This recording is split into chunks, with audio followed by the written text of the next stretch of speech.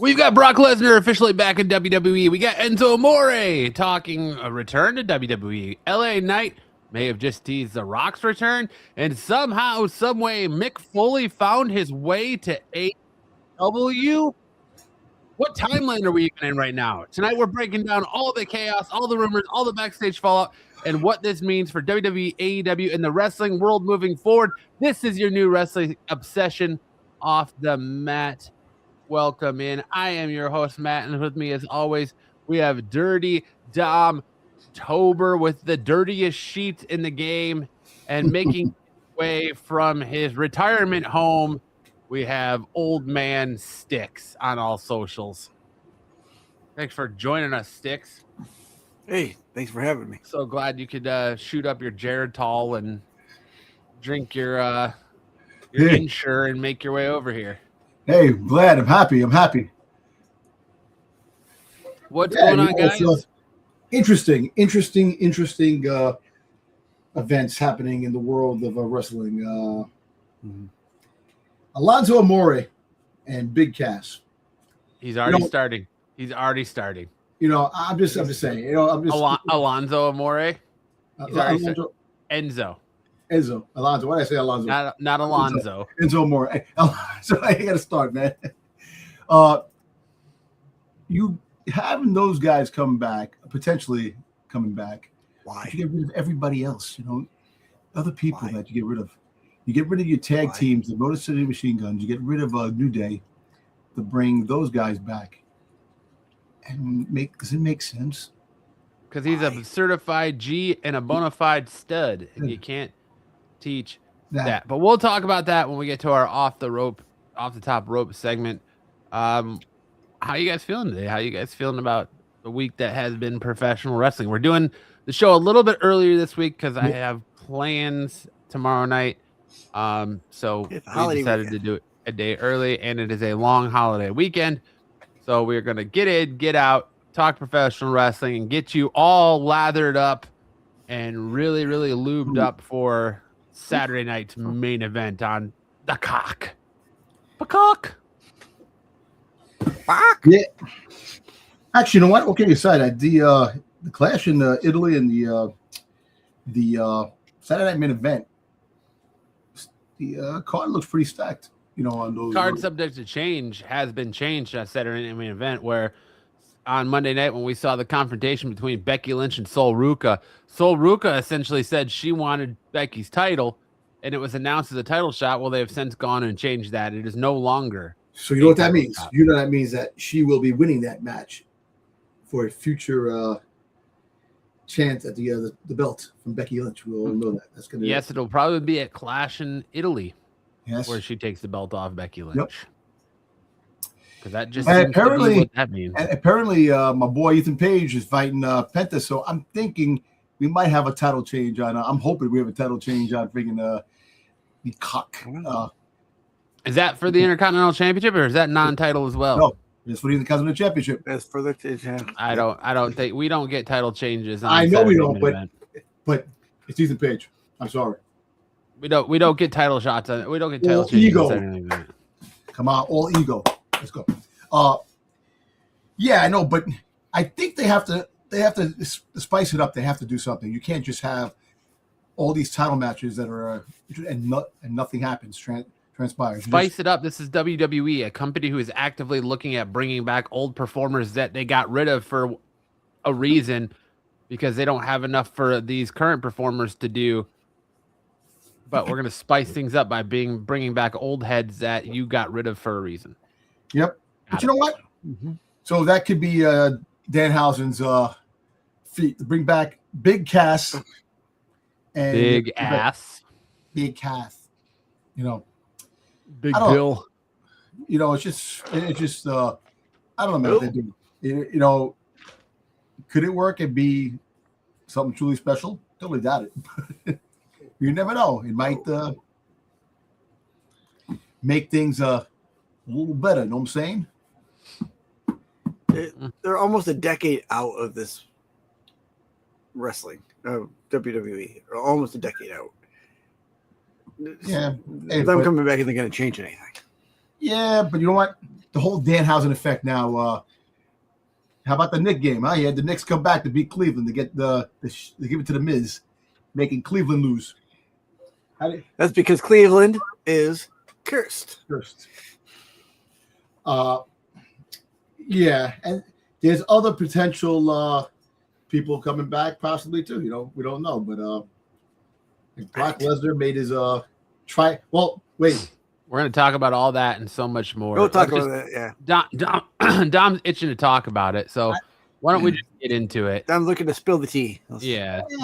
We can't have segments on this show because Dom just has to fucking ruin everything in his little segment because it's always got to be about Dom. Dom, if you post something in the chat, it doesn't matter unless Dom posts it first, and then he'll look at it.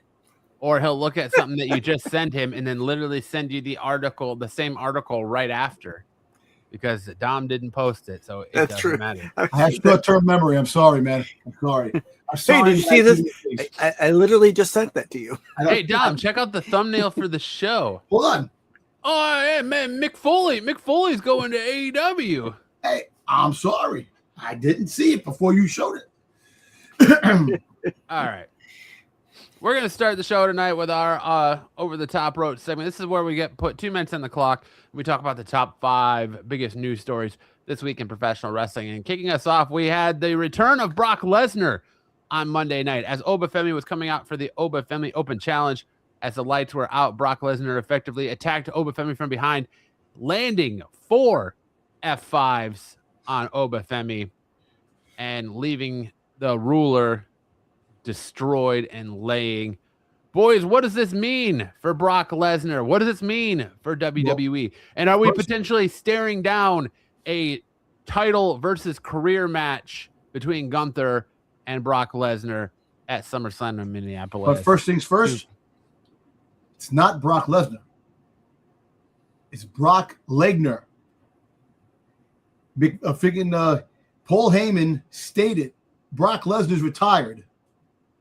This is Brock Lesnar. That's stupid. Totally different character. That's who he said last. That's who he said. Yeah, he did say that on Monday night. He did say that on Monday night. So you don't think that has something to do with the joke of him ripping his pants again? The man can't even keep his pants. I know, his second pants, but he said Brock Lesnar. So we have to see how that transpires because remember, Brock Lesnar's retired. Because Dom doesn't ever mispronounce people's names, right? I know. Hey, listen. No, I think Paul Heyman is onto something there. Anyways, 2 minutes on the clock. Are we staring down potentially a 3-match set with Obafemi leading us to a Gunther's career versus title match at didn't I tell you SummerSlam? Didn't I tell you that? Back in the dirt sheets, it's supposed to be a trilogy. They do everything in trilogies in the WWE, and it looks like we might be getting a trilogy of Brock Lesnar versus Obafemi. And another thing too is there's nobody left in WWE. Obafemi needed to fight somebody. He got stale going in the back, freaking grabbing wrestlers to beat the shit out of them just to have an open challenge. Who was in the back? Nobody. So, and another thing too is, all kidding aside, I really think that Brock Lesnar wanted to be retired. I think he wanted to be retired, but I think that TKO, too greedy, they wanted to throw money at him to have him come back. I think he really wanted to retire at his own terms because he said he didn't want to go out banged up in really bad shape. He wanted to go out on his own terms where he could still walk and do things. Now, they gave him that money, and that's the money that they were supposed to pay the wrestlers that they released. They threw it at him. So, no, there's no talk about him signing a new contract, though. I think the WrestleMania thing was just, there's no such thing really as laying your boots down and gloves down in the middle of the ring to signify your retirement. It's just a trope that we've seen done time and time again. So we just assume and correlate it with retirement, but it's not like a retirement match or anything like that. I really think we were swerved. I think WWE had Brock Lesnar do that. They played it off. They went as far as to sell Brock Lesnar retirement merch. When has WWE ever sold retirement merch for a professional wrestler? John Cena, the 17-time world champion, retiring. They didn't sell retirement merch. They did the last time is now stuff, but It's not like, oh, he's retired. Now we're gonna get the John Cena memorial retirement shirt. You know, it was a swerve, and I think it was a swerve till they figured out what they were gonna do, and whether they could do it without Oba. I think Brock wanted time off. I think Brock walked away, and I think WWE came and called and said, "Listen, we need you to come back." Now, maybe they did throw more money at him, and maybe it was the Saudis because they're saying that potentially Saudi Arabia wants him there for Night of Champions. So, I think we're going to see Clash in Italy, and I think you're going to see Brock absolutely destroy Obafemi at Clash in Italy, the way Oba destroyed him at WrestleMania, and then they're going to do, and then they're going to do number 3 at Night of Champions in Saudi Arabia, which is where we're going to see Gunther we're going to see Gunther dethrone Cody Rhodes, and so you're going to lead to a Gunther versus Brock Lesnar match, and WWE is going to get what they always wanted: Brock Lesnar versus Gunther in a retirement match at SummerSlam, where Gunther will go over Brock Lesnar, and they're going to build Gunther up to when Obafemi officially finally goes after him, and Obafemi destroys Gunther. He's just going to be this untouchable force, and then they're going to lead. That's going to lead to him versus Roman Reigns. Yep. Essentially they had to, because Obafemi was stale. Obafemi had nothing left. Like, the open challenge was ridiculous. It lasted 3 weeks. You had Otis 1 week, and then you watched him absolutely just manhandle Los Garza. Mm-hmm. And then they have nothing for him. They effectively killed Obafemi. And I'm guilty for saying I wanted Obafemi versus Brock Lesnar. I was saying it the whole time that there's no way Obafemi doesn't answer the Brock Lesnar open challenge for WrestleMania. There's nobody other than Oba. But where my ignorance is bliss and I was blinded by the light is, I had faith that WWE would do something with Obafemi moving forward, and clearly I put way too much faith in this creative team, especially after weeks of sitting here saying that WWE has shite creative. I clearly put way too much faith in this creative team to be able to correctly book Obafemi, and there's nobody left. I mean, unless you're going to wheel Omos's ass out there to have Obafemi destroy. This is the right call to get Brock Lesnar back here, to have this rubber match, to make it lead into something. Six, what say you? I will say this. I think that WrestleMania, Brock tried to go out on his own because he didn't want to do it anymore. I think the Brinks truck found its way to his parking garage there, and dropped a whole lot of cash onto his front lawn. I think that they were able to work out this maybe potentially 3 to 4 more matches leading into SummerSlam for him to go against Gunther.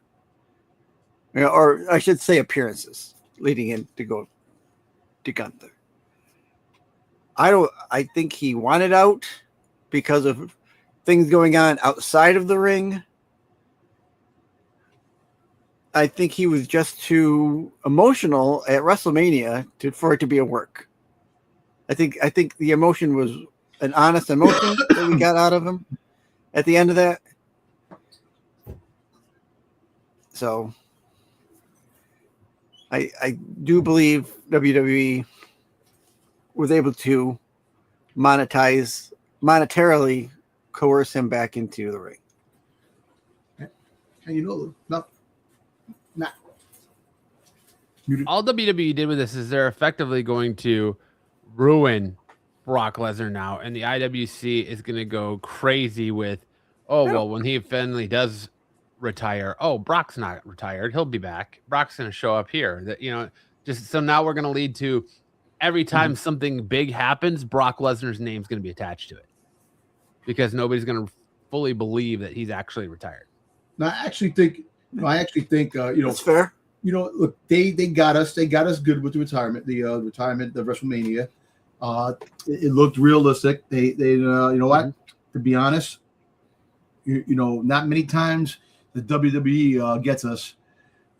We actually thought this was true, and It was like, we got you. Can't believe you fell for the oldest trick in the book.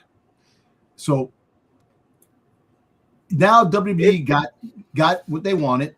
So like you said, Clash at Italy. You'll have Obafemi fighting Brock Lesnar, and Brock Lesnar will dominate him there. And then you'll have the final of the trilogy at the Saudi Arabia show. Night of Champions. Right? No, not Night of Champions. Oh, what's the Yeah, it's Night of Champions. Night of Champions. And you'll have that match where you could probably have Gunther mocking Brock Lesnar. Because after his match. After the match. But it has to be a big match. It can't just be another wrestling match. You have to have a stipulation. And exactly. The correct stipulation is going to be a falls count anywhere or a last man standing. Okay, listen, you have that match, but also you have the belt up, and you lose, you retire match type of a scenario. And no, I'm talking about Gunther. I'm talking about Brock Obafemi 3. Oh yeah. You have to have a stipulation, and the correct stipulation is they're going to be fall count anywhere or last man standing, or maybe Hell in a Cell. Maybe you might get a cage. You won't. I don't think you're going to get a cage in Saudi. Well, but it'll be a big match. But then I'm saying that the whole fact is with when you have that, that's going to be the main factor, and Obafemi comes out on top, and that's where we get Brock gets pissed off, and then he runs into freaking Gunther, and Gunther, that's the stare down that we were supposed to get in Royal Rumble that we didn't get. Because they didn't have, I guess the creative plans weren't in the card yet of what they wanted to do.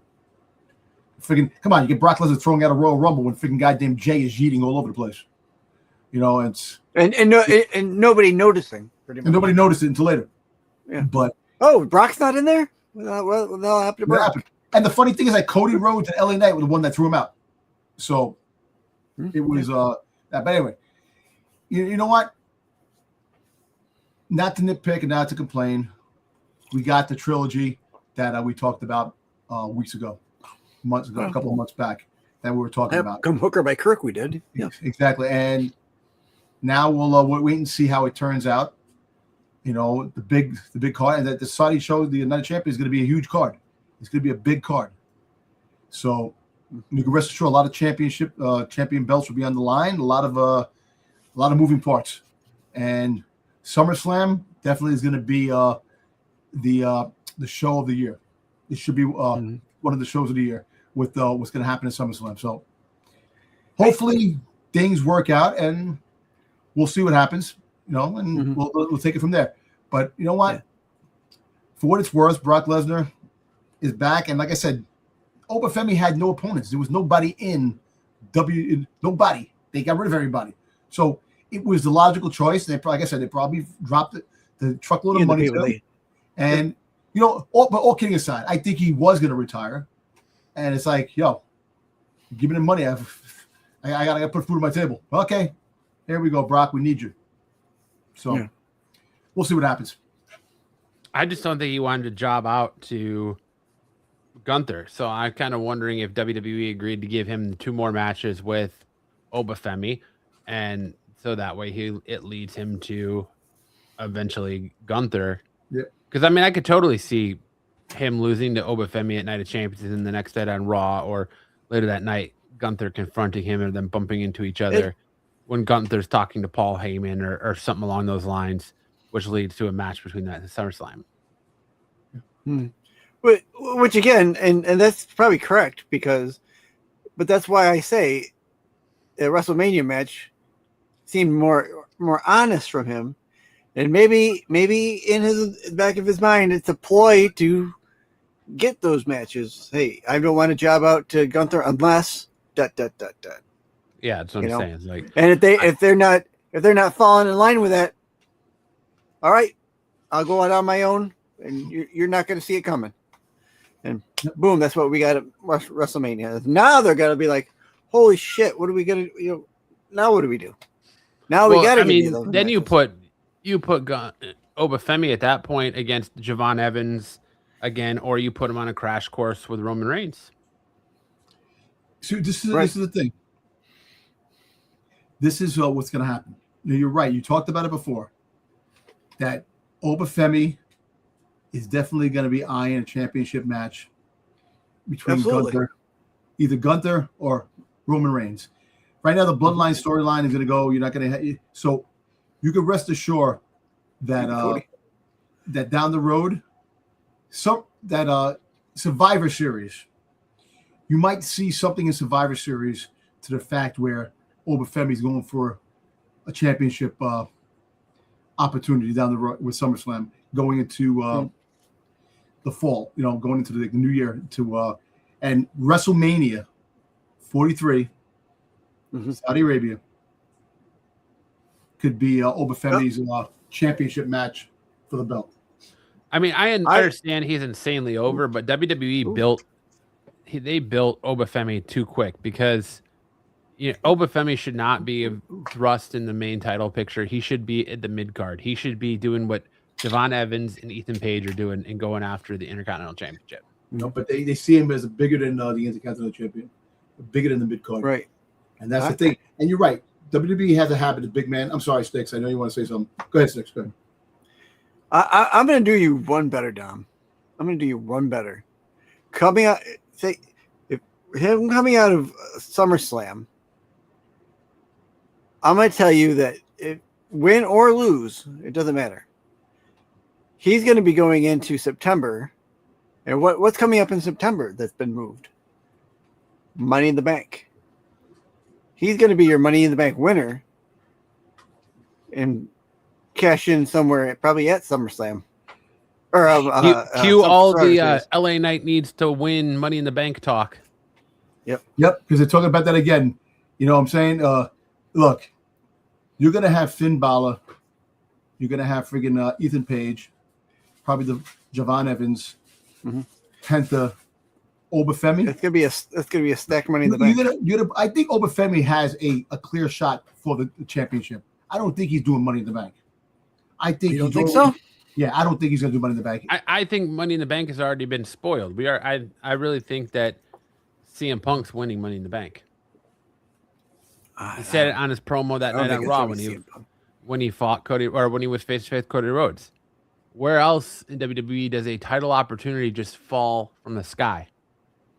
The contract hanging in the sky above you. All you have to do is climb a ladder and reach it. That's true. A WWE contract match falling in your lap. It pretty much felt like CM Punk was setting up Money in the Bank. Yeah, we're probably not going to see CM Punk anywhere until at least SummerSlam. So that's what I thought he was advertised for a couple of Raws after the European tour. I think I read something that they pulled him. Yeah, I know they pulled him for the European tour. Yeah, I don't know about after that.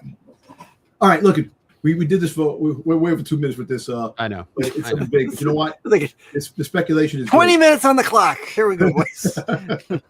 All right, WWE is looking to sign tag teams because they depleted their tag team division with releases, and they've apparently spoken with the controversial ex-star and Enzo Amore during WrestleMania weekend, and the rumor has it in the dirt sheets that Big Bill, formerly known as Big Cass's AEW contract, is coming into an end next month. 2 minutes on the clock. Could we potentially be seeing the return of Enzo Amore and Big Cass, the certified G's and the bona fide studs? And can you teach that? Go. Oh boy, go ahead, Six. I'm going to make my statement short. I hope not. I think he's 10 years too late for them too. I'm glad that they went off into the Indies and did good, but coming back to the WWE, I think they're just too late with them. They already used them. We've already had them. Get some new blood in here. You know what? Find somebody else. Let's run something. I think Big Cass is more of a golden ticket for WWE. 7 foot. You need some big men. And I'm gonna say, you see some big men in the. You got to have someone to feed Obafemi too. Exactly. You need somebody in there. Sorry, other way around. Someone to feed to Obafemi. Exactly. You need that. So you need that big man. Wrestling always had that big man. Yeah, you have Amos, but he's He's tied up with the AAA thing right now. But Yeah. you know, yes, to get big cash, you have to bring in well, I mean, you don't have to. I mean, they've been in the indies separate. You know what? He's good in the mic. He's good in the mic. I can tell you. They were insanely over. They were insanely over. They were. Enzo and Big Cass Enzo. were 100% insanely over. They were merch movers. Yep. They were Yeah, their whole catchphrase. I mean, I understand bringing back tag teams, but why are you going to bring back guys that you got rid of in the first place that you felt like weren't up to snuff? And I like Enzo, but you got rid of them in the first place. They weren't up to snuff. So then you got rid of legitimate tag teams like the Motor City Machine Guns and the Wyatts due to age or whatever the reason is, just to turn around and try to bring back in guys that you got rid of 10 years ago that you felt like couldn't cut How it. old are they? They're age too. Now you're bringing them back in to see what they can do. Like, Oh, you know what? I'm gonna tell you. Look at Matt Cardona. Look at all these guys. You're just bringing them in to eat pins. Is that what we're doing here? You know, I look at it this way. Maybe they will pump some new blood into the product, make it exciting. You have some interesting transactions, interesting fights, matches, cards. Wrestling cards that could be pretty cool down the road. You know, if they're bringing back these guys, maybe I'll get my boy back, Killer Cross. Maybe eventually he'll make his way back. You know, down the road. So both Big Cass and Enzo are both 39 years old. Yeah, Okay. so you're firing stars in their 40s. Yeah. Because they're To too bring back old. people who are on the cusp of being 40. You wanna make new stars, but you're afraid to pull the trigger because you're 3 to 4 years away from having a WWE without Cody Rhodes, without CM Punk, without Becky Lynch, without Seth Rollins, potentially without Roman Reigns. So now you just want to bring back in aging guys who you felt like couldn't cut it for one reason or another before. So But wasn't, and I think you just said it, and I'll reiterate it. You just did that with your cuts, and you said we got to get rid of the age. We got to bring in the young. These guys they're only like a year younger. And the young is not Some of the guys you left and dropped off. You cut certified workers like the New Day. You have the audacity to ask the New Day, who were company guys, towed the company line to take pay cuts, and then you get rid of the Motor City Machine Guns, and you want to bring back in Enzo and Cass. And who's to say that you're going to be able to capture lightning in a bottle twice over, and you're going to get Enzo and Cass to be as insanely and wildly over as they were their first time around? Yeah, you know what? Look, Correct. maybe you get lightning in the bottle a second time, bring them back. You know, but and look, Enzo could be in the mid card. You could have him wrestle in the mid card. You could have Big Cass, flirt with the championship. You can have both or tag, like whatever. You have options. Look, they have nobody.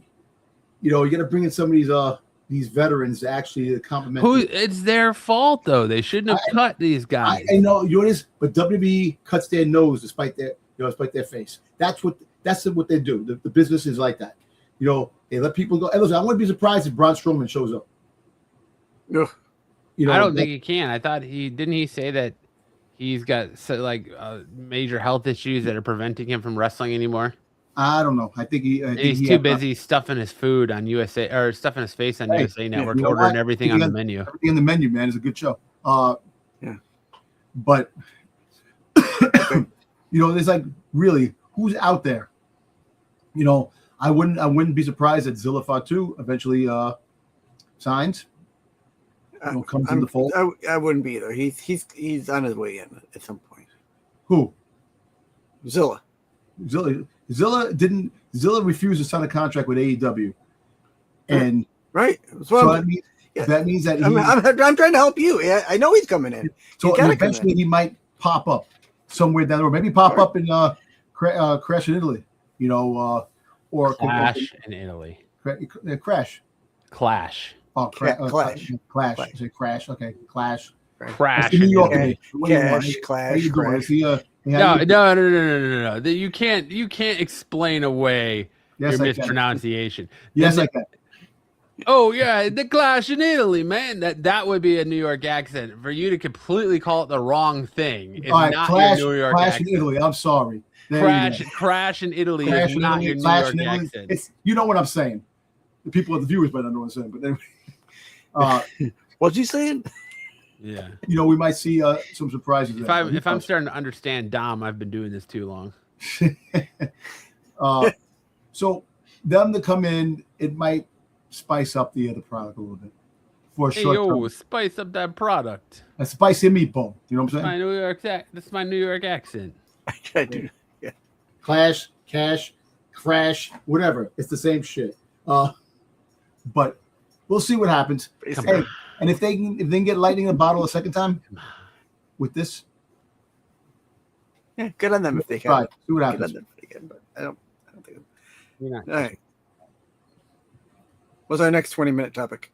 LA Knights, WWE teased The Rock's return on Raw last night. We saw the return of LA Knight just weeks after I released a short calling out WWE. Where the hell's Bailey? Where the hell's LA Knight? They both show up on the same show on the same night on Monday Night Raw. We got confirmation that there was no contract dispute with LA Knight.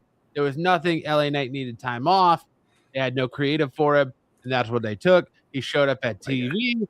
And he confronted Seth Rollins, telling Seth Rollins, you may potentially need help. And we got the ominous shot of The Rock raising the people's eyebrow behind Seth. He stands there looking very Finn Balor-ish. You know the funny thing is, on there. You can't deny that. You can't deny that. Because the fact is, when it comes to this, when they show him on the truck, it's a sign of things to come. It happened one time in the road to WrestleMania with Cody Rhodes, and it was John Cena on the trail. You had two choices, John Cena and Stone Cold. John Cena game. It happened one time. 2 minutes on the clock. Is it time for us to stop overreacting to whose ugly mug shows up on the side of these damn production trucks? Yes, please do. It's coincidence. No, it looks like The Rock fought it, and Seth Rollins is like, something smells. Well, do you smell The Rock's cooking? Yeah. I don't know. Smell what the crock is baking. Okay. I have two things with LA Knight. Yeah. How do you not have creative? What are you Canadian now? I got two things with LA Knight, eh? Hey, yeah. Listen, I live close enough to Canada. I can say A if I want to. How do you not have good creative for the man who's probably the most over at one point in your program?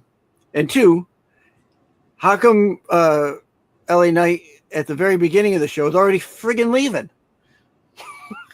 Where the hell is he going with his suitcase at the beginning of the show? He's meeting up with Oscar because she left with a bag the week before. Yeah, they're gonna meet up and have brewskis in the next city. Look, LA Knight, if it after Monday night, it looks like that he's gonna be involved with the new bloodline, involved with Vision. There's a thing brewing. So LA Knight's gonna be in the center of two big storylines. If that's the case. Is he going to help Seth Rollins? I totally doubt it. Me personally, I actually think that I think we're going to see LA Knight turn heel. Because maybe he's confronting everybody. Like, who? Think about it. Who is wrong here? Who's the bad guy here, and who's the good guy? If you really think about it, with the bloodline, Roman Reigns. I'm not ordering you. I just want family by my side. But it's still the same thing. And he's always been a heel. He hasn't been a face, but they made him like a face. And then the Vision. Seth Rollins created the Vision. That's his monster. And they destroyed him, took him out. And now he's trying to find. I think that he's going to break up Montez Ford and friggin' this guy because, you could remember talking about they wanted Montez Ford to go solo eventually. Yeah.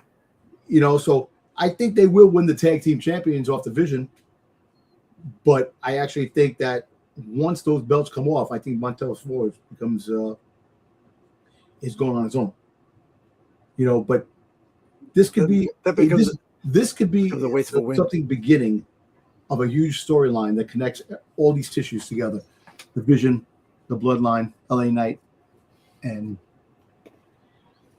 it's good to see LA Knight back on screen, back on the I like how he messed up. For He 30 thinks I seconds. say things wrong. He called the Obafala he called it something. He called the Alpha Faba or something like that. He said something funny, and Jay had to turn around and Yeah. and because he broke character, he had to laugh because he said something the way he was saying the. So, I don't know. Yeah. We'll see what happens. We need more LA Knight. And We not do just- need to be more LA Knight, but it's time for us as the WWE Universe, us as the IWC, us as pro wrestling fans to stop thinking that just because I understand Paul Heyman said, well, everything you see on TV is deliberate. Well, I'm sorry that if you're in a backstage area, so when is the Cricket 5G wireless guy coming out to get involved in a match? That's what I want to know because we see him everywhere. He's on the trailer right there. Maybe what's he coming out to cost Seth Rollins a match? Why is it that we automatically think that just because The Rock is here, The Rock is on the trailer because they want to have a loading dock segment that's ominous and means, oh, well, The Rock's coming back. The Rock's coming. No. The great one can stay home. The Rock can stay home. Until he's ready to commit, I don't want to see his candy ass back on WWE TV. What about Becky Lynch? She's in the background sniffing the helium containers. Oh, back over there. I see her. That's my wife. Every good woman stands behind the good man. Yeah. No, I just say it. It's you time just said to- it. I think that's why No, he's there. listen, you got Becky Lynch, my hot husband. He's home with the kids. With the kid. Yeah. Her trophy husband. Your trophy husband. Yeah. We talked about it last week, the speculation that Mick Foley would be joining AEW, and we kind of speculated in what role he might be taking. I think the general consensus was we thought he would be taking a potentially general manager role on AEW, but it has been confirmed today that Mick Foley is set to appear in AEW for the Double or Nothing weekend. AEW President Tony Khan has announced that the WWE Hall of Famer will co-host the AEW Double or Nothing 2026 buy-in pre-show with Renee Paquette. Tony Khan said, before AEW, watch the buy-in free before the pay-per-view this Sunday. Your co-hosts are Renee Paquette and Mick Foley. Foley is coming back to TBS, where he ran wild as Cactus Jack. Don't miss his first night in AEW on Sunday, and see your Wednesday night Dynamite tonight. Who told you he was coming back as a commentator? Who told you that? What do you mean? Who told you that? Tony Khan himself. Yeah, Tony Khan. I did last week. I told you that last week. Nah, look, I told you that last week. No, it's good. He comes in. He's essentially coming in the Big E role. Yeah, the big. Yeah, big. Yeah. Exactly. Yeah. For the time being, and maybe there'll be other things down the road. I don't see him wrestling because if he goes wrestle, that's a dumb move. A general manager, freaking goddamn, a manager of one of the wrestlers or a tag team or something. But and commentating, he's pretty good in the mic. So yeah, I will give him slight involvement, but not he won't be doing any matches. No, he's not going to be in a match. Do you think anybody cares? Do you think this is going to raise? It might raise numbers for Double or Nothing, where people might tune in to see what Mick Foley thinks of AEW and thinks of the product and has to say. But really, in the long term, is this anything more than just a cash grab for AEW, attention grab for AEW, trying to get eyes on themselves in the midst of potentially a issue with a television rights deal? And where they're going to land with that? No, I think that's probably just right what it is. Foley, who's had a beef with the WWE as of late, bringing him in kind of perpetuates that beef a little bit. Does it generate interest from people? Listen, he's still popular, no matter whether he's in the ring or not. Bringing him in isn't a bad thing. So, I think it's a short term. It's not a long term, unless he does gangbusters with what they do and they keep him on longer, but right now I think it's a good short term. You know what this is going to lead to? This is going to lead to a gimmick thing where he's going to do one pre-show as Cactus Jack, another pre-show as Dude Love, another pre-show as Mick Foley, and then another pre-show as Mankind. You're going to see it, and probably one as Santa Claus. When we get closer to the holidays, I bet you he does an AEW pay-per-view pre-show as Santa Claus. I don't know if he can do the Mankind. Is Mankind owned by WWE? I mean, he can do all of his personas. Yeah, maybe. So I will tell you that when he was in OVW not too long ago, he did do the Dude Love character. So who knows? Maybe. But I can tell you right now that Mick Foley being on AEW does not change my want or need to purchase Double or Nothing. It does not one iota make me want to tune in. And I love Mick Foley. I'm a huge Mick Foley fan. I love Mankind. But him being there, I feel like, honestly, just bringing in politics where you don't want politics, you outweigh your welcome and outlast your welcome fast. And I feel like in some professional wrestling fans' eyes, that's exactly what Mick Foley did. When he took his stand against WWE and got political about it, it really, and the fact that WWE isn't commenting on politics, you tried to force their hand, and it really just put a bad taste in people's mouths about you. So I don't know how much of a draw Mick Foley is going to be for all this. You guys are just going to have to wait and see. Fact on what your political preferences? I believe. Hey, look, yeah, I understand. Freedom of speech, but there's a way of saying things. You know that somebody's not going to like what you say, regardless of fact on who do you like in the political landscape, and you're going to have that heated comment, that heated situation where people are gonna hate you, regardless of fact if you're right or left. That's why I believe political preferences, keep it on the low when it comes to things. Nobody, like, people are just crazy in the head when it comes to what's going on in the world, and and it's just nuts. Keep it on the down low, and that's what the actors, actresses, and people, they all have to say their thing, and then all this backlash and hate because the person has their preference. Stop it.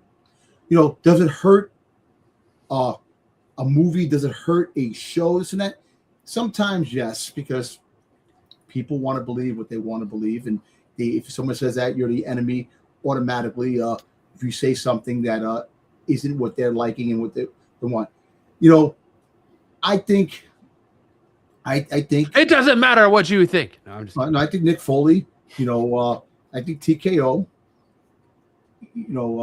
really, I think Mick Foley didn't like the way WWE was going and the way creative was, the way things were. And I think he wanted to change, get out of it because he didn't like the direction.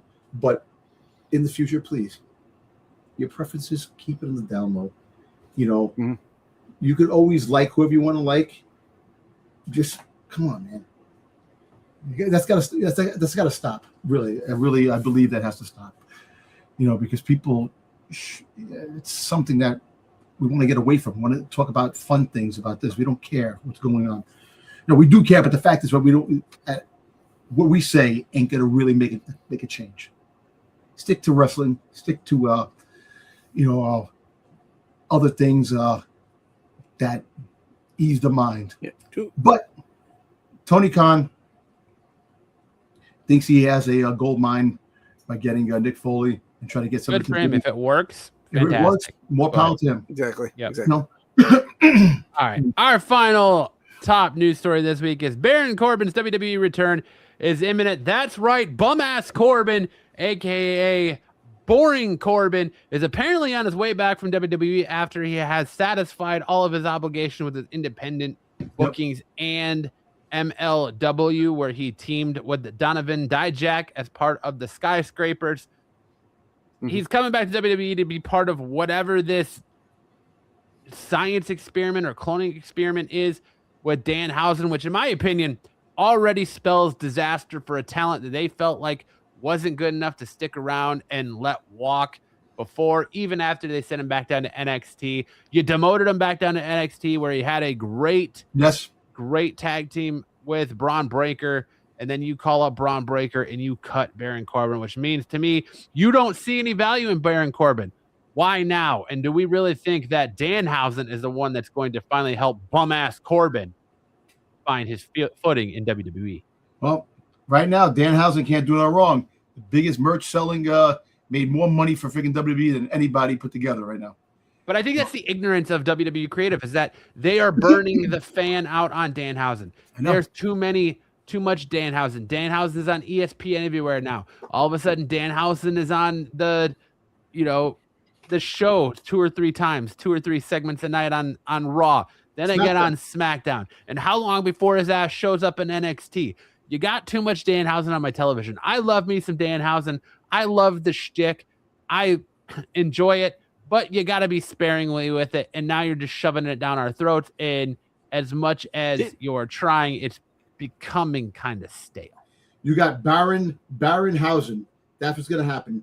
He's going to be like a Frankenstein's monster when he comes in. You know, they want to go back to that. It's a silly concept, but you know what? Right now, Danhausen is the hottest thing they have going.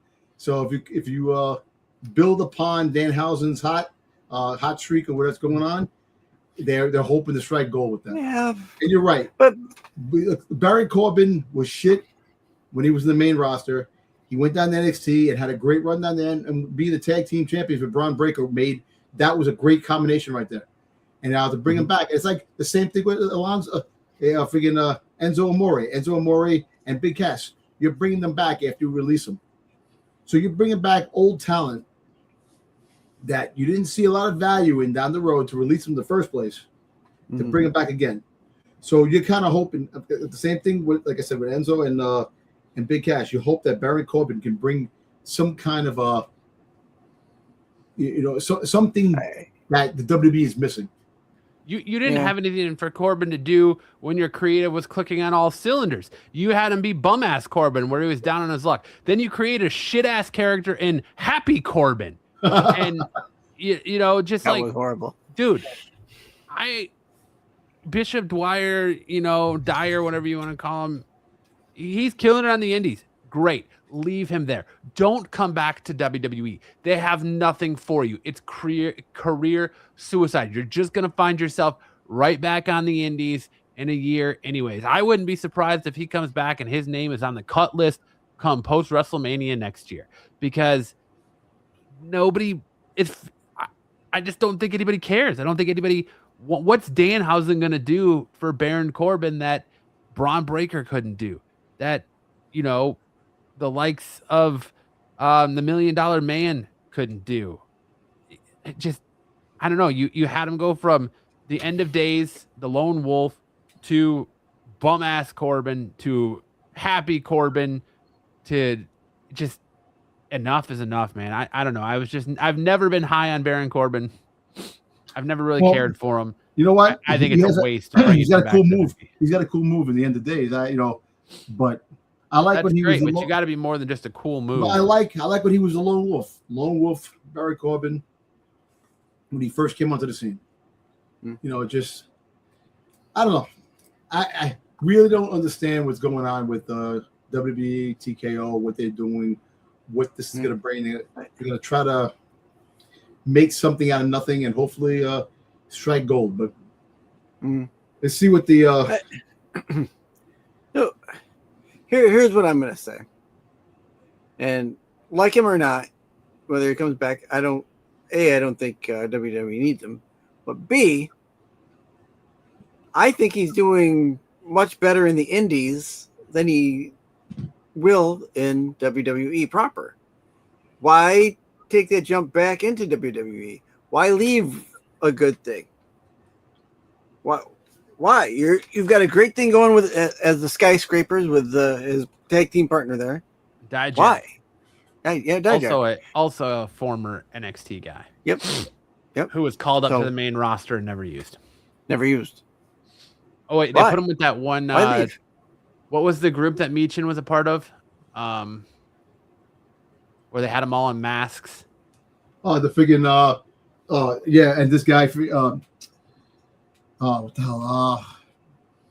I don't remember. Night was it the They all had crappy names like Laser, Blazer, yeah, was it the Taser, and that inferior in the Inferium. The imminent what the hell is it called? I can't remember. That's not friggin' help us out, chat. yeah. Let's see here. The Remnant. Was it the Remnant? No. The Revenant? Retribution. Retribution. Okay. Yeah. Hmm. Retribution. There you go. I can remember the name. She was part of that shit ass group Retribution, or he was part of that shit ass group Retribution. Oh. Yeah. It's the thing that your mom and dad did one night, and then 9 months later, along came a leftover Zaggy. Wow. That's what wrestling is. I'm telling you, man, they missed out the opportunity that he could have been the buzzard in friggin' in the Playhouse. Back in the day. Why? Yeah. When you had a much and far superior wrestler be the buzzer in God, now his name fucking just escaped me. Dexter Loomis. Yeah. Dexter Loomis. Yeah. I think he's crazy to come back. I think he's doing good on the indies. Keep doing what you're doing. Hey, you know what? They probably offered him a nice contract. He'll probably get a nice little. He doesn't have to wrestle all the time. Maybe Yeah, but isn't that what you want to do? You join for wrestling to wrestle. He probably won't even see his face. He'd be the freaking gingerbread man coming back, man. He's gonna be the freaking. You're gonna bring back the gingerbread man. Gingerbread man. You got into pro wrestling to wrestle. Why would you take a contract to not wrestle? I don't know. You know what? We're gonna see what Danhausen has in store for Baron Corbin. If that is Baron Corbin, he's gonna resurrect. Yeah. I could see CM Punk or Roman Reigns taking a contract that limits their wrestling because of their age. Corbin's 32 or at least. 32. He's not that old. Maybe he's still in his 20s. I don't know. No, he's I'd not have to look it up. He's not in his 20s. But He's 41. Damn. Corbin's 41. Yes, he's 41. Yeah. What the hell, Oh my man? god! I thought he was in the 30s. See, he see looks what young happens to me. when To you me, shave he your looks head? young. When you shave here, I'm 900 years I'm old. not 55. I'm actually 25. There you go. Yeah. Clean. Yeah, clean himself up.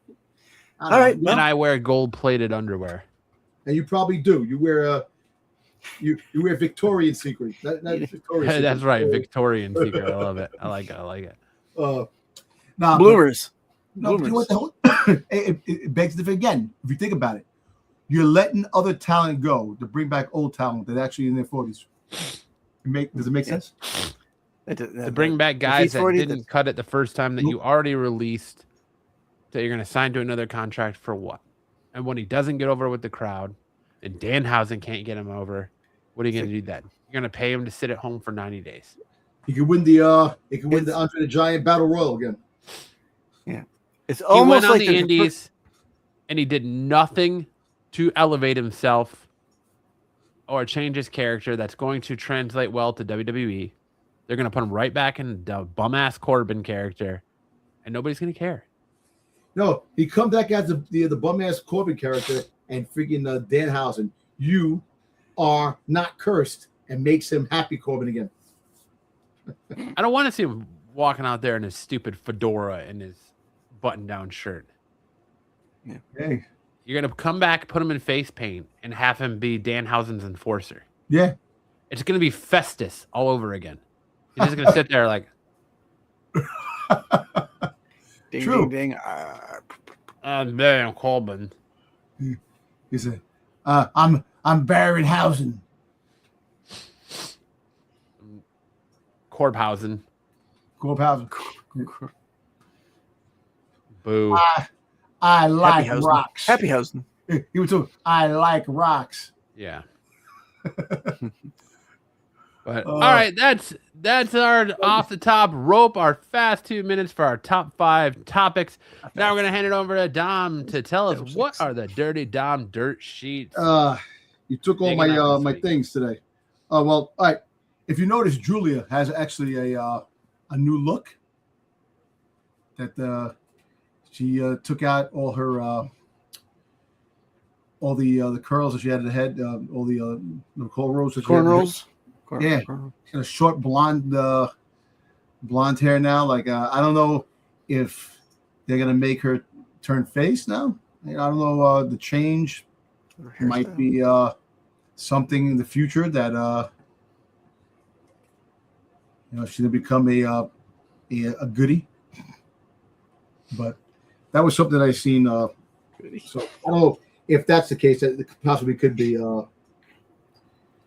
What else? Let me see. What I the Enzo stuff that was all on the dirt sheets. Most of the stuff that was in the other 2 minute ticker was on the dirt sheets. So, but yeah, we can go back. Let me ask you this. Yeah. Why is WWE putting the Creed brothers under a mask on Raw, but not putting the Creed brothers under masks on AAA? AAA. Because El Grande Hermanos. no, because the masks are coming off. The mask will be coming off. Are they fighting in Saturday Night event or No, they're fighting on No. AAA. Which one? Okay, AAA. But you already AAA. know that Chad Gable is losing that Yeah, match. Chad because Gable's- he's already been advertised to return on Raw. Yes, so he's losing. So he's definitely losing. So I think the Creed brothers is eventually going to come back to TV and become a tag. They're going to push them as a tag team again because you have They're gonna nobody get in the tag team division. Never. The minute the storyline's over. Yeah, so It's like WWE doesn't know how to book their own shows. They keep. but I think they're going to bring back the Alpha Academy. Is Chad you think Gable they're coming gonna- back as? You think they're gonna ditch American Made and go back to Alpha Academy? Again, let's bring back something that doesn't Where's Ivy work. now? Where's Ivy now? Did she get cares? cut? On the unemployment line. No, she didn't get cut, but she might as well have. Very well. I haven't seen her. Or was she in AAA the other day? Who knows? I really think that that scenario is that I think the whole El Grande. I know El Grande Americano is big over there in AAA. I know that. Well, he's big as a heel, yes. He's big, but he's actually good over there. He's actually baby, which makes no sense. He's freaking goddamn. He's face there. Here, he's a heel. Makes no sense. But yeah. Another thing, Bronson Reed. Is he just a heel? Is he just a face over there because you don't understand Spanish? Maybe. Because he still seems Hola, pretty ¿cómo estás? heelish. Muy bien. He Gracias. still amigo. seems pretty heelish in AAA. You're over there. Are you equating him being able to speak Spanish as why he's over in AAA, as opposed to Gable, who wouldn't know Spanish off the figure. if it didn't come on the Kaiser- Taco Bell menu? Kaiser is European, and he's speaking Spanish better than some other people, which is kind of crazy. That makes it funny. Well, that's why it's funny. Yeah, I can see that. So we might have, Clash in Italy. We might have a return Bronson Reed. Here we Bronson go Reed- again. Bronson Reed might make his triumphant return. Right.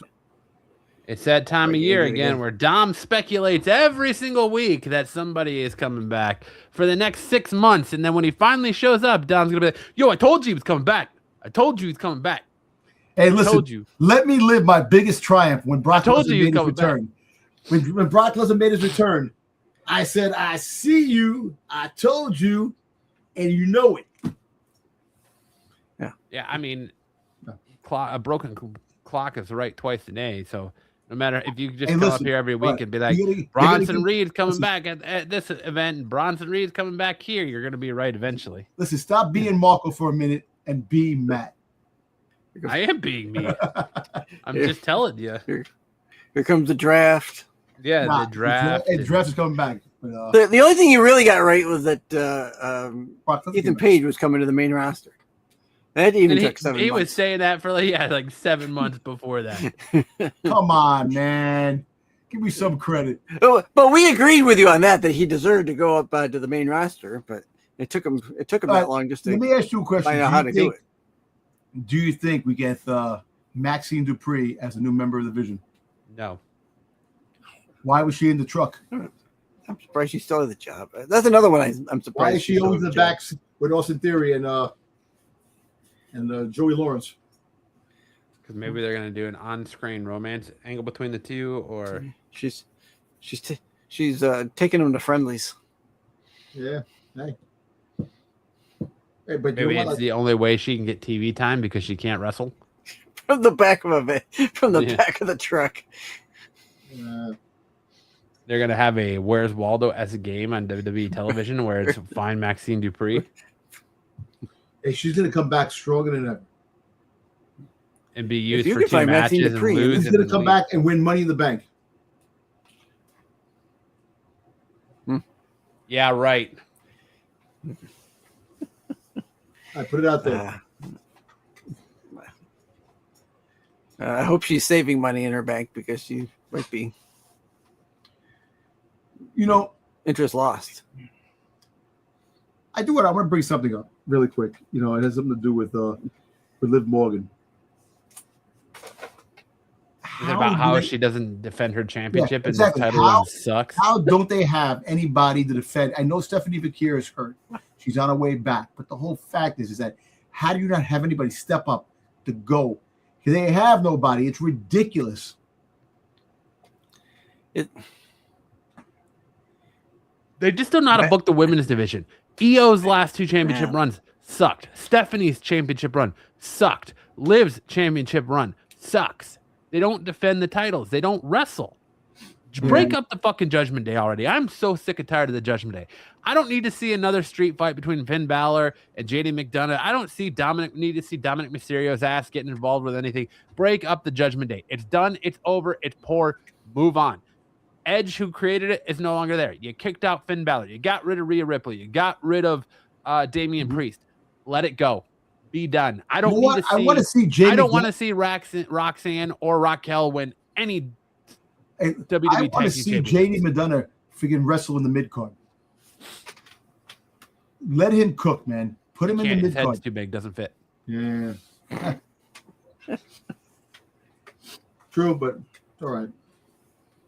Yeah, this week's dirt sheets. You put all the dirt sheet stuff in the 2-minute ticker, which there was that was stuff, and we'll see what happens. There's some stuff that's brewing that I'll have for next week in the dirt sheets.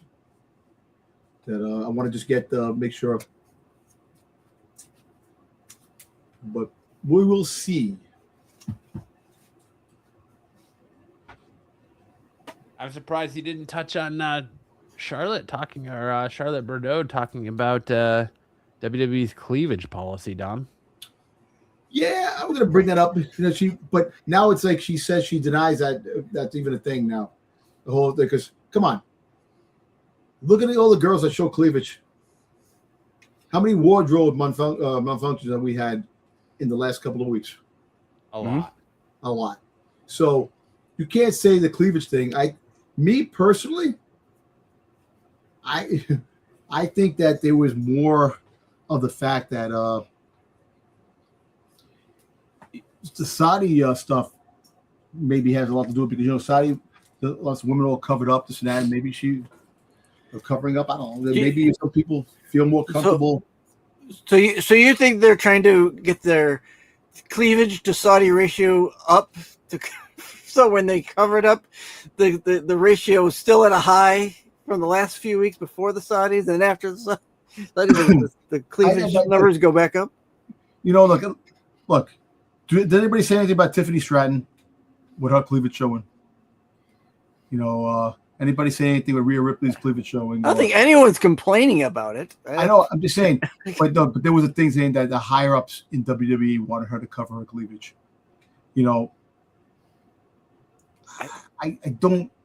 You know, I don't know. Maybe I don't know. Are they asking that? Yeah. You know. Okay. I don't know. They never said it. And listen, when the King used to say puppies all the time, they never said cleavage was bad. You know, show the cleavage. You know. Well, look who was in charge. Look who's in charge. I know. They're too conservative, man. Come on. Oh, we wanted a kids brand. Come on, man. Kids see freaking boobs every freaking day. Shocker, the guy that likes to potentially have women shit on him or shit on women literally would be okay with an old man screaming about puppies, right? Yeah. Puppies. No, but yep. Like I said, I don't know when it comes to certain aspects to that. That's, you know, you have, like I said, you have Jade Cargill, you know, with the skimpy outfits. It's one of those things where the women, they gotta have her do something because she sure as fuck ain't wrestling. No, listen, you can come out in skimpy outfits anytime, man. I'll take that. You know. Yeah. Thank God for the return of house shows. That's all I'm going to say. Yep. Right. All right. Now it's time for our 3 count where we go through the week's professional wrestling and we talk about each show, but instead of reviewing it match by match, we give you our best moment, worst moment, and what were they thinking moment of the night. And as always, we're going to kick things off with last weekend's Friday night SmackDown sticks. What are you cooking on for last week's Friday night SmackDown? Give me your 3 count. All right. So, the only thing I'm going to say about SmackDown is that it was horrible. I don't think there was I don't really have too much of a recurring moment. Cody Rhodes cooked on the mic. I thought he did pretty good, but I don't really have a what were they thinking except for why is the show still. I mean, I know they're going back down to 2 hours, so I think I'm hoping that once it goes back down to 2 hours, they consolidate some of the other crap that they're doing in there. Yeah, they're just trying to make things, you know. Yeah. I don't really have anything good to say about SmackDown this week. It was not my favorite of the week. In fact, once we get to NXT, that's when I'll say that was my favorite of the week. So that's it for me. I really don't have moments for this thing except Cody's mic on the mic. Dirty Dom, enlighten us with your 3 count, my friend.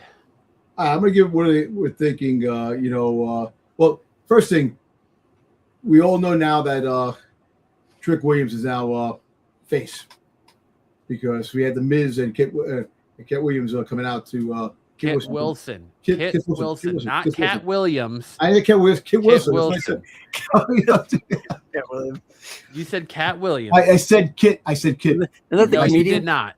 Go back and check the tape. You said Cat Williams. I said Kit Williams, not Williams. Wilson. That's what I meant. Wilson. I'm sorry. So we all know that he now. Unbelievable. Hey.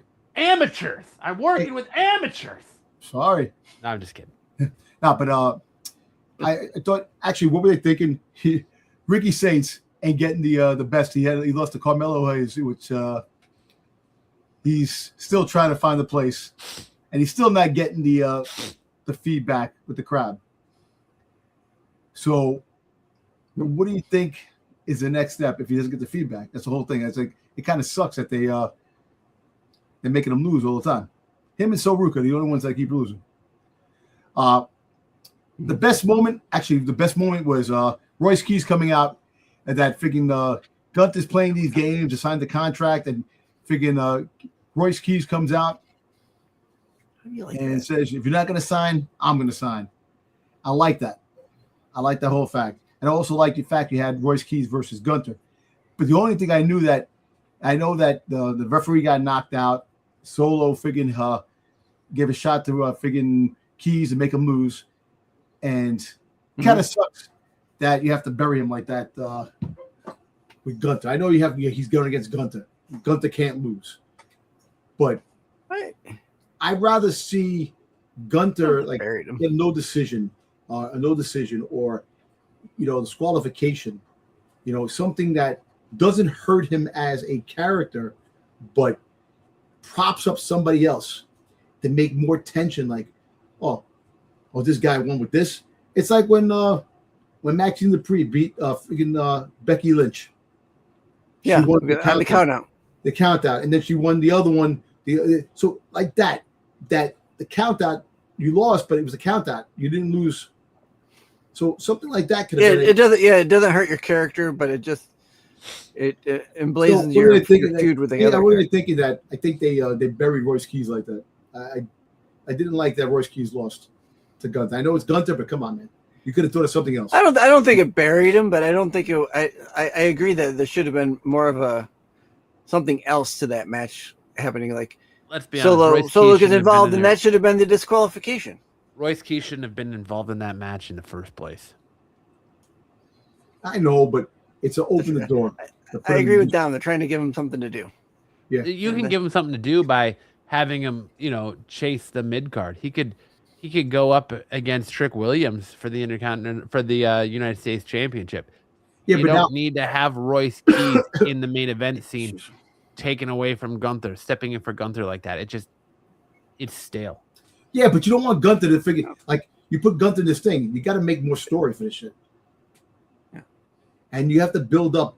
Freaking Gunther. Look, Gunther's going to take the belt off Cody, because apparently, like I said, the rumors are that Cody's going to be facing the Vision. He's going to have a storyline against the Vision in the future.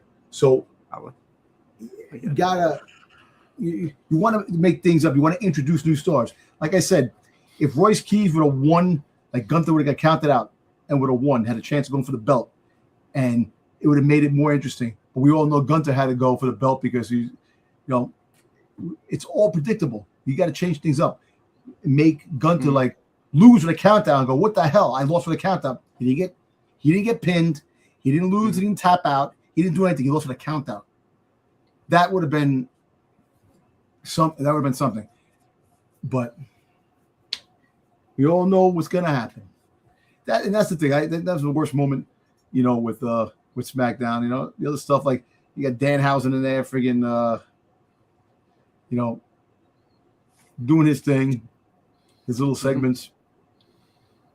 But take the belt off of friggin' Damian Priest and R-Truth. R-Truth is hurt. He's leaving soon. He's going on a tour. So you think that they might lose the belts? Yeah. In the foreseeable future. Very foreseeable future. That's like saying that I might have a glass of water in the foreseeable future. Man, why do you have to be so technical? I know I'm gonna have a glass of water in the foreseeable future. I'm just saying. I'm just saying you're stating the obvious, because eventually, yes, they're going to lose the title. Yes, Captain Obvious here saves the obvious. Yeah, but for me, what were they thinking night? Moment of the night is, what the actual fuck are we doing with Johnny Gargano? I know. Why are we why are we punishing Johnny Gargano for Tommaso Ciampa leaving and going to AEW? You're effectively, if you want a good textbook idea of WWE killing a career, look no further than what they got Johnny Gargano doing right now. That's crazy, man. They got him just laying down. This man is literally getting paid millions of dollars to lay in the back and plank on some boxes. Yo, I'll take it. Give me the money. I'll take that money. Not wrestle. His name is no longer Johnny Wrestling. It's now Johnny Planking. Yo, I definitely do that. That's my what were they thinking moment of the night. My best moment of the night is probably the Carmelo Hayes. I don't want to say Carmelo Hayes, Ricky Saints. Actually, was a there good was match, but really it wasn't great. there was really no good moment. The whole show of SmackDown was the worst moment. SmackDown's unsufferable. What? It's just insufferable. What? I can't stand to watch SmackDown other than in clips. I can't do it. It's insufferable. Everything they're doing, Cody Rhodes and Gunther, who cares? They haven't given me a reason to care. We still don't know why Gunther is going after Cody. It just nobody cares. Carmelo Hayes, Ricky Saints. What you doing to Ricky Saints? You can't even get this boy a launching path off the ground. Like, what are we actually doing here? And then of course we got Alexa Bliss and Charlotte Flair versus Beeb Fab and Michin with Jade Cargill. Who cares? Who cares? Nobody wants to see half of those people on TV. So I'm just gonna call it like I see it. All of SmackDown is just the worst moment. Johnny Gargano is a victim of his own the WWE creative downfall, and that sucks. But everything SmackDown's providing is just dog shit. So, like see Johnny Gargano go for a belt, the champion, yeah, absolutely. Why is he not United States champion? Exactly. Why is he not in that title picture? Why is he not on Raw? Move his ass to Raw. Give him some fresh scenery and let him cook and be in the mid-card. Put him in the mid-card, man. Put him in the mid-card. We need more mid-carders, man. Imagine Johnny Gargano against freaking goddamn Ethan Page. Imagine the freaking Dana Madonna. There's some good freaking potential. Have they just run out of writers? They've run out of quality writers. They've run out of ideas. Yeah.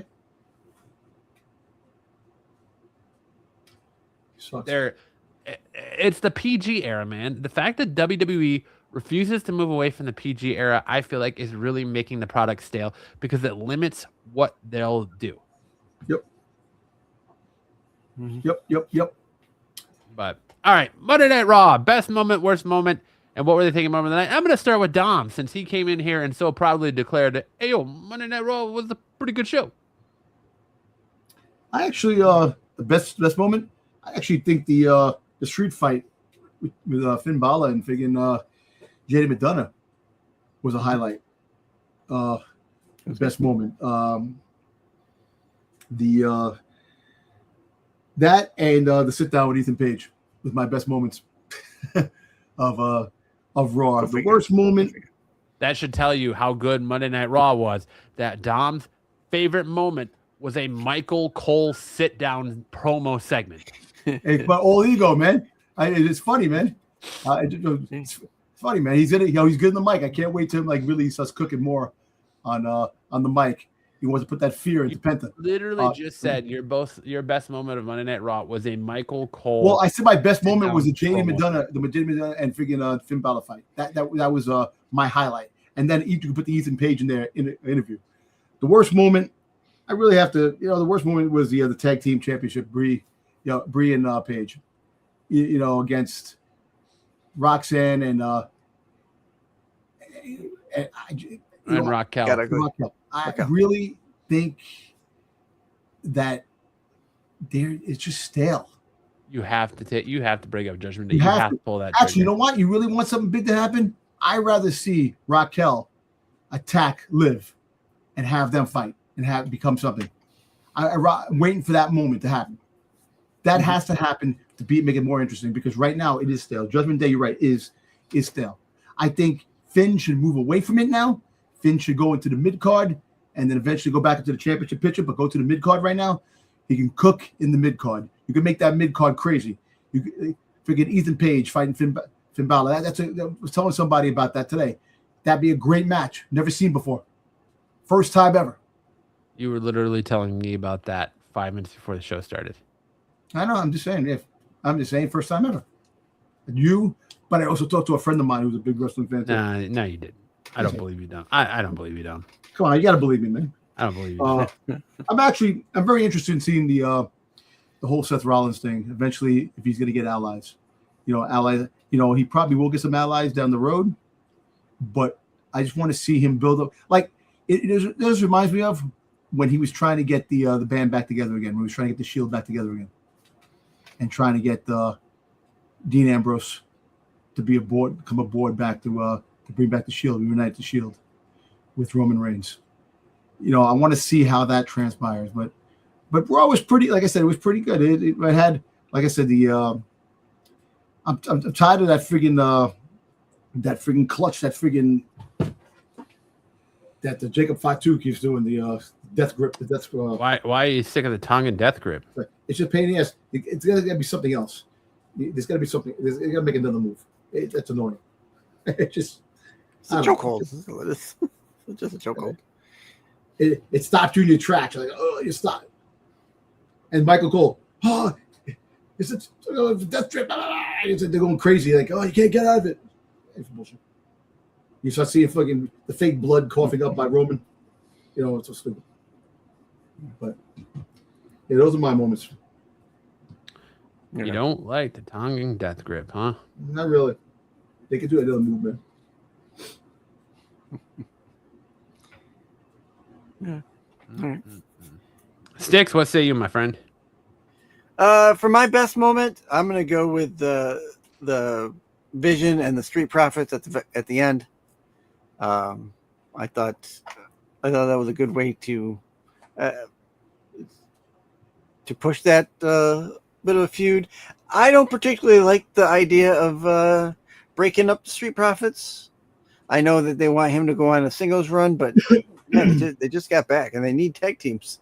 You're going to break up another tag team just so one of your guys can go on a singles run? What are you going to do with Dawkins? Dawkins isn't going to go on a singles run. Yeah. So I don't think they'll end up breaking them up.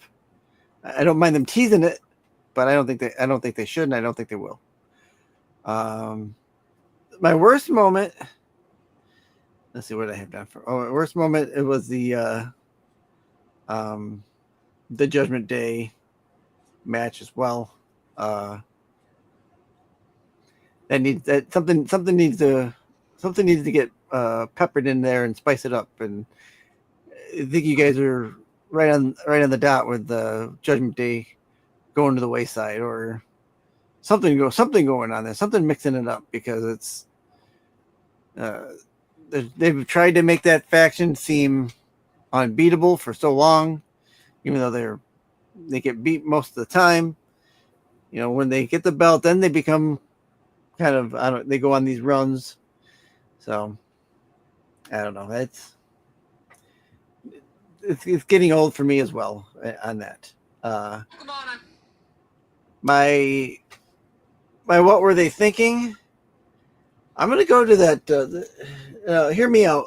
The Brock Lesnar Obafemi.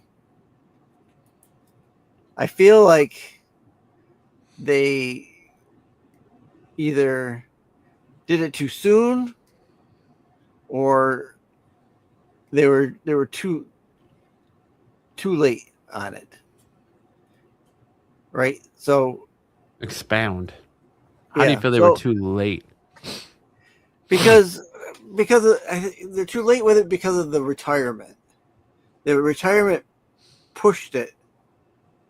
So if you remember, we were talking about WrestleMania with them having this match, and it should have gone to a double discount, or double count out, or the double disqualification. Yeah, and then you move into the next match, which probably would have been still at Clash, because you're not going to put it on. I don't think you're going to put it on Saturday Night's Main Event, where one of them finally comes in. When it's probably going to be Brock. Then you go to your next PLE. Oba comes over. That pushes in to Gunther, coming up into Brock to get Brock into for SummerSlam. I don't know. I think they're going in, and we already know it. They're going in too many directions. They don't know which direction they're going, and I think they're missing advantages to this feud with Brock and Oba to lead into Brock Gunther. I think this one was a week too soon.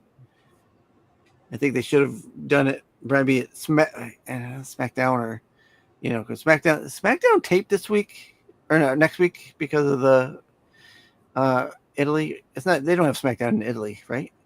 No. I think SmackDown is going to be taped. I don't know if I don't know if SmackDown is.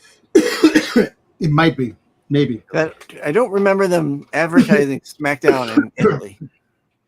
Wait, is that's not the show that's on Tuesday, is it? No, that's NXT. No. There is a SmackDown. Are they doing a special on a Tuesday SmackDown night? Yeah. Oh.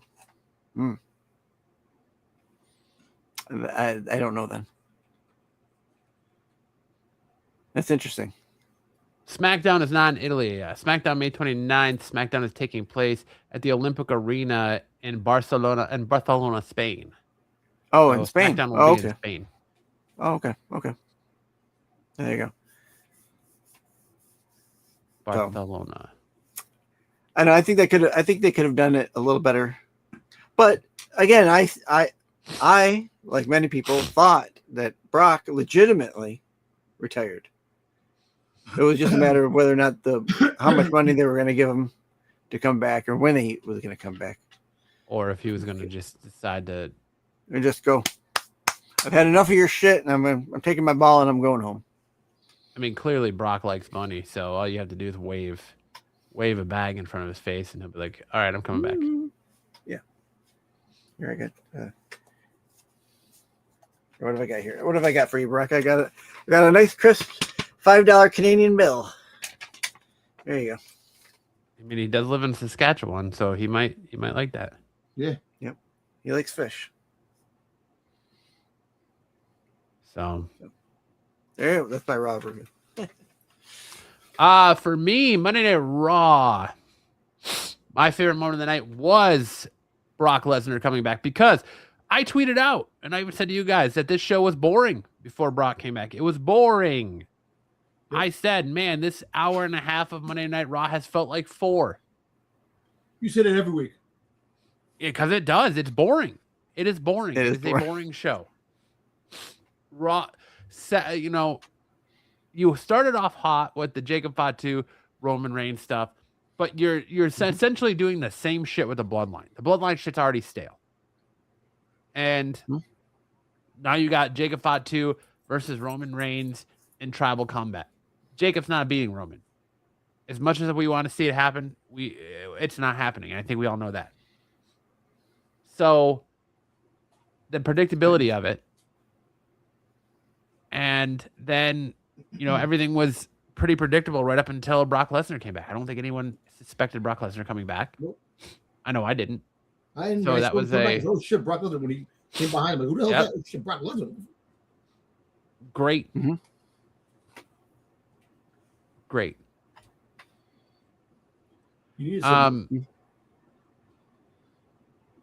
Man, the Seth Rollins. I think the best moment for me was that LA Knight was back on TV. Yeah. The LA Knight and Bayley were both back on TV. Yep. 30 seconds. And the week after, before the SmackDown, you had Carmella Hayes and. And my what were they thinking moment of the week is the Seth Rollins versus Austin Theory. How much longer can we dance around Seth Rollins versus Braun Breaker before nobody gives two shits anymore? Well, I think it's past the prime anyway. But they both got hurt. This should have been already taken care of. This should have been done already. Freaking Seth Rollins should be moving on to other opponents. But I think the other problem is that there's no other opponents right now for Seth. Where do you go with Seth?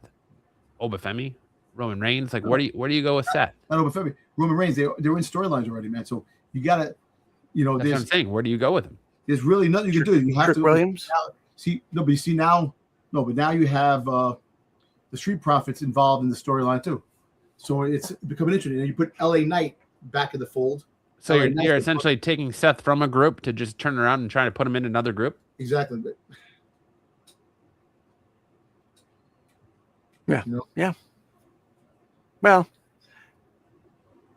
not a faction, but a group of. I think if Bronson Reed comes back, I think the maybe like I said, Max Dupree might be taking Austin Theory and friggin' Logan Paul and doing their own thing. I hope that happens, because then that means that the Braun Breaker's free. He can go do what he wants with Paul Heyman, and we have no more Vision. Because of what is the Vision anymore? What is the Vision? It's just a name now. Yeah, it's got no substance to it. Just something that's there. Oh, we're the Vision. You Pretty have much. the vision of what it was supposed to be with Seth. I'm going to take over the company using these boys. He was going to be the present while taking over things with the future. Yeah.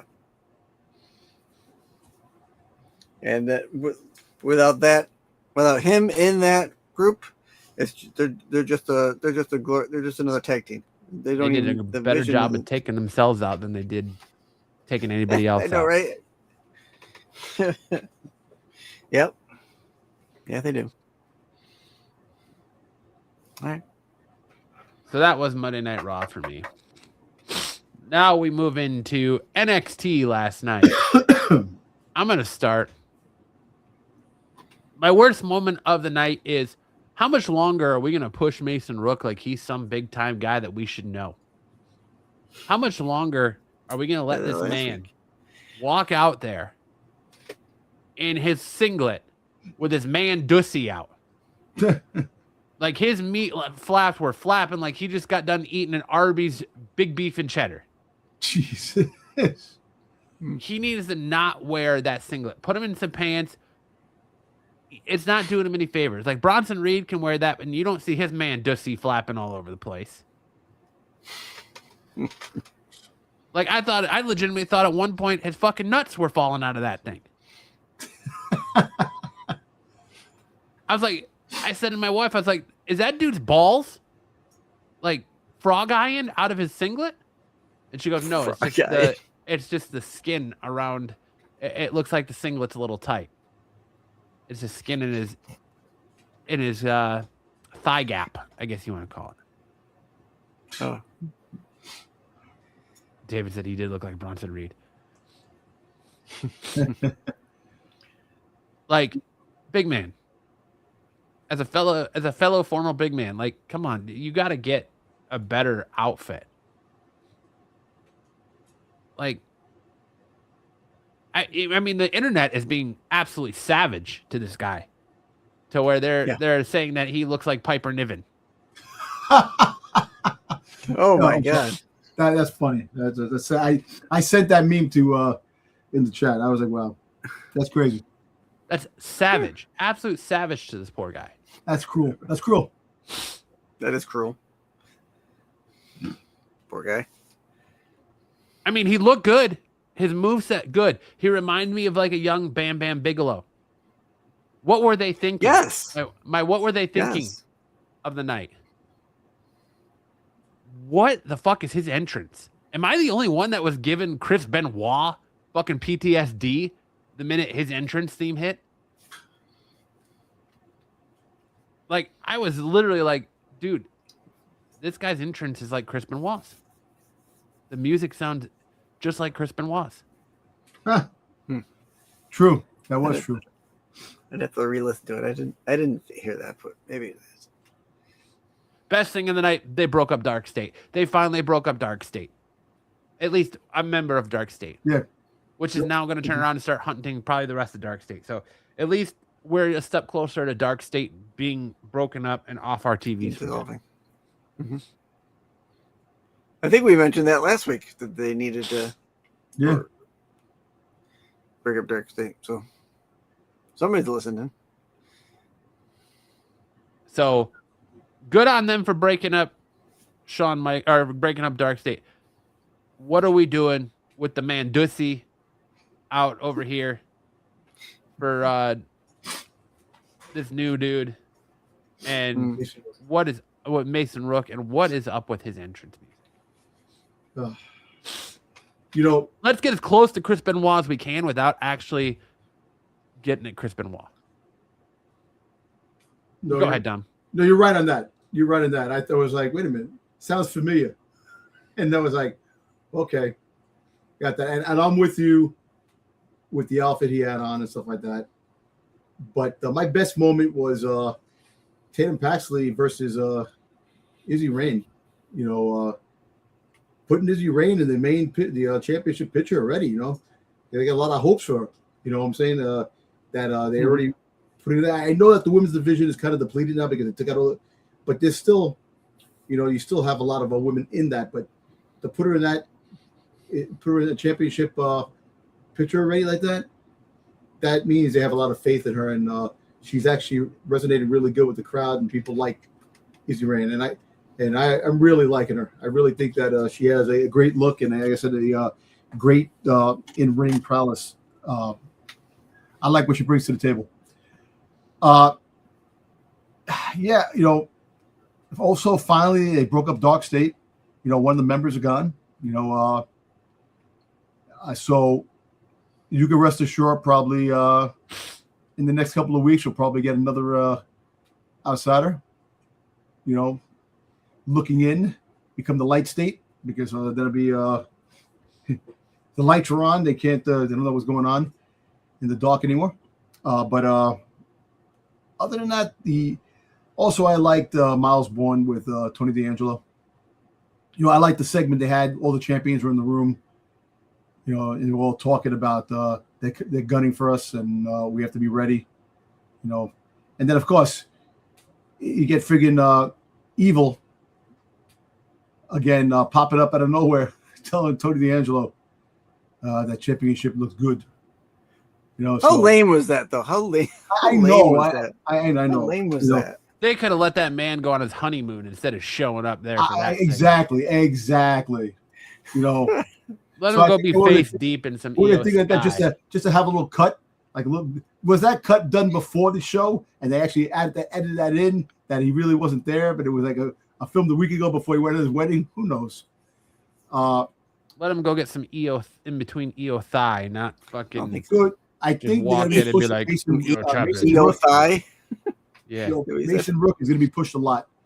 You know, he's just. Oh my god, I know, and it's giving me fucking early Roman Reigns PTSD.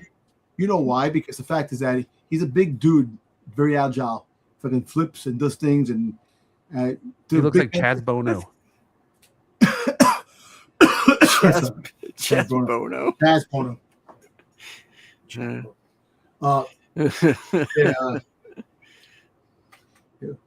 First of all, stayed in the hotel one time when I was in the hotel. Popped out of somewhere like this. What the heck? Who did? What popped out at the hotel? Yeah, what's popping out at you at hotels? They popped up, or him, or whatever, but popped up at the hotel one time, long time ago. Chaz Bono. Yeah, Chaz Bono. Yeah. I was like, who are you talking about? I was trying to. Yeah, I was trying to figure that out. I was trying to be okay. Not offensive and politically correct at the same time, but at the same time, I don't know. Really. But anyway. The other big meme going around is that Mason Rook looks like Peter Griffin. Peter. That's sad, but you know what? He's good. He's got a good freaking goddamn video package for freaking the Indies, man. What he's done in the Indies, man. It's sad, you know. But you see, that's what happens, you know. You know, Keith Lee got the same thing. He was a heavy man, freaking goddamn. What's his name? Man, Samoa Joe, big man. You know, Big Show, Andre the Giant. Anybody that was a big man, that, you know, there was always somebody say about their stomach, about their weight, about, you know, let the dude cook. Yes, he likes to eat. I understand that, but at the same time, he's a super heavyweight. That's fine. I get that. I'm all for that. But bro, know that when you can't tell me when he hits the ropes, he ain't hearing his thighs going. I know. Hey, listen. But you know what? Listen, Oh, yeah. I can't. I'm not even gonna say nothing. I won't say nothing. It's just change the ring gear. Just change the ring gear. That's it. That's all. Yeah, Mm. the ring. I would definitely. I'm on you with that. Change the ring gear because at the end of the day, it's all about being comfortable too. I mean, I talked to 5 different people that I know that are professional wrestling fans today, and I said, "Hey, did you watch NXT? Yeah, it was a good show. What do you think of Mason Rook?" I couldn't get past the meat hanging out of his trunks. I couldn't get past the thighs, and I was like, "No, okay, I'm not alone then." And Eric was one of them. I think you lied too. Like you said, I lied to my friend, the wrestling fan. I think you lied to 5 different guys. You probably went to 5 guys burgers. No. I've got the messages to back it up. And Eric is one of them. Okay. I'll give you that. Eric, I believe that. No, but his performance was great. Let me ask you a question. Do you think NXT is now lame with all the call-ups and being depleted? I think it's I don't think it's lame. But it's definitely going through a rebuilding phase, a transitional phase. Kind of like I said last week, like it was when it reminds me a lot of like when all the big like Shinsuke Nakamura and Adam Cole and all those guys left. It's a rebuilding process. It's just like it was when they left it to like Javon Evans, Obafemi, things like that. They've got to build stars, and that is what they're trying to do. And you got to build stars, but not try to force a guy down our throats and force us to care about a guy that you gave no video package for. You didn't give 2 fucks about when he debuted. You just kind of threw him out there. And now you want me to care about Mason Rook and who he is and why is he going right after Tony D'Angelo and what beef does he have after Tony D'Angelo? And, it's you're trying to get me to ask all the wrong questions here. You should give me a reason to care about Mason Rook. Maybe what happened was that Tony D'Angelo had him pay for a meal at an Italian restaurant that he thought he was going to get the meal for free. And so now you're saying he dined and dashed. He dined and dashed on Tony D'Angelo. Tony's not happy. Hey, could be, anything's possible. No, but I think that's the new thing now. You put these guys in major storylines against champions off the bat. To try to spark some interest. Like I do like the fact that some of these new guys get opportunities, but you got guys in the back that actually should be in the picture and they never get the opportunity. It's all in how you present it, because usually when someone debuts, the announcer's like, "Oh, Booker, that's so and so. He did this and this on the Indies, and da da da da da da." You're listing off his resume to get people to be like, "Oh, okay, cool." But nothing was said. Yeah, let me look into this guy. Give me a reason to go out there. They should have had a video package showing him what he did. And what did we get? Is that a fan? Is that a fan? Yeah. That's all we got. Is that a fan? And then all you got is John Cena. He's big. He's bad. He'll body slam your dad. And then they rolled out the video package. Mm-hmm. So what they should have did was before he came in, they should have had a video package. Who is this guy like popping up? You don't know what he's gonna pop up. I wouldn't even have done that. Just make him out as a rookie, and he's really good. And don't come in with a guy and think you guys should know who he is because he's been on the Indies. What they should have did was don't expect your audience to know who everybody is just because they're on the. What they should have did was had him in the crowd, aka 1-2-3 Kid, Razor Ramon, says I'll beat anybody, and he came in and he beat him. They should have had something like that happen. So yeah. But you know what? Like I said, that's bad. That's bad at NXT and actually TKO, because TKO ends it. You got these new guys coming in from the Indies. You got to let people know who they are. There's so many guys in the Indies that they're coming over. We're going to sign this guy. We're going to sign that guy. Where was it that did we see any like posts or anything that this guy was signing?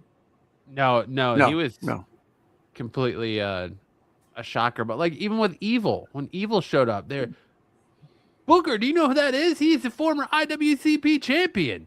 Like they gave a somewhat of a resume for the guy to go, oh, okay. Summed him up. And unfortunately, it's been on the IWC to be like to reduce him to nothing more than Io Sky's fiance. But right. Like that's all he's good for is being banging Io Io Sky's Sky. fiance. Yeah. All right. Well, my turn, right? Always. It's my turn. Always my turn. Okay. My best moment of the night is going to be the Tatum Paxley, Lizzie Rain match. I really like that match. I enjoyed it.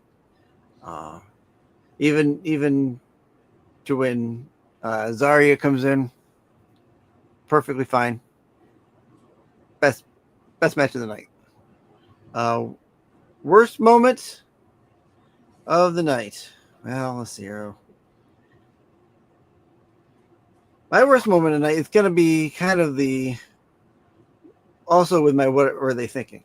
I'm going to kind of keep going with the whole Rook thing. Mandusi. Yep. I just like saying that. I can tell. I have no problem with him as a wrestler. The build up for him has been, start up high and then nobody knows. My problem is that they have him in a match with Hendricks, and then you break it off, have another match, and then you come back to Hendricks and him where he's in the why is he out in an interview after another match to talk about the match you just had 2 matches ago, and they do that all in one. Have the interview right after that match, and then have Rook question him during that portion. Don't wait. Don't wait to have it later. Do it in the here and now when the match is just finished, because you could tell that they were playing it that he pins him. Rook is pissed that he's pinning him and taking the pin away from him. Do it after the match. Don't wait. Don't wait till after the next match comes off. Yeah, how crazy is that to have the new guy that you're trying to push go to pin his opponent, and then just the other dude just rips him, his own teammate like pulls him off.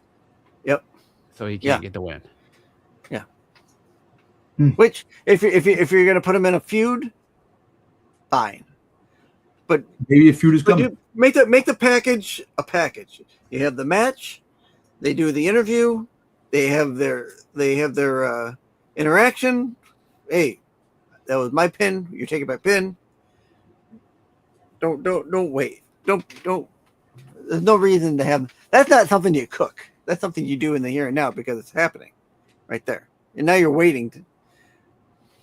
Yeah.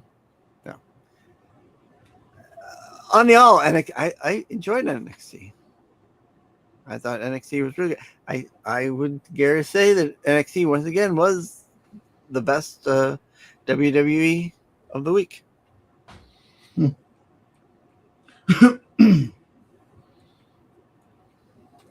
right. You went already, right, Don? Yeah.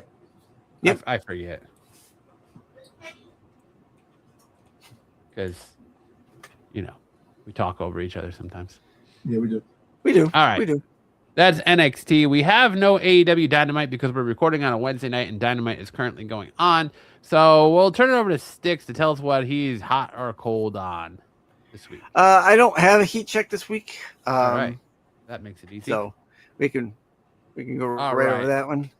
We'll scooch over that and we'll hand it back to Styx as we get ready to give our Saturday Night Main Event picks.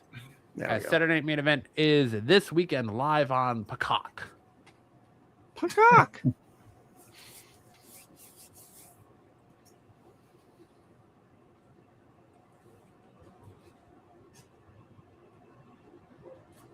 Did it add it?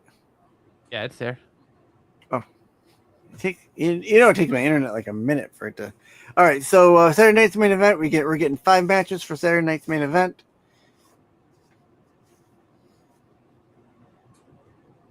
Yeah, I'll move it along. 5 matches, huh? I thought for some reason I thought we were going to get it's only 2 2 hours, so I don't know why I thought we would get a 6 match. Come on, get on my screen so I know what I'm looking at here.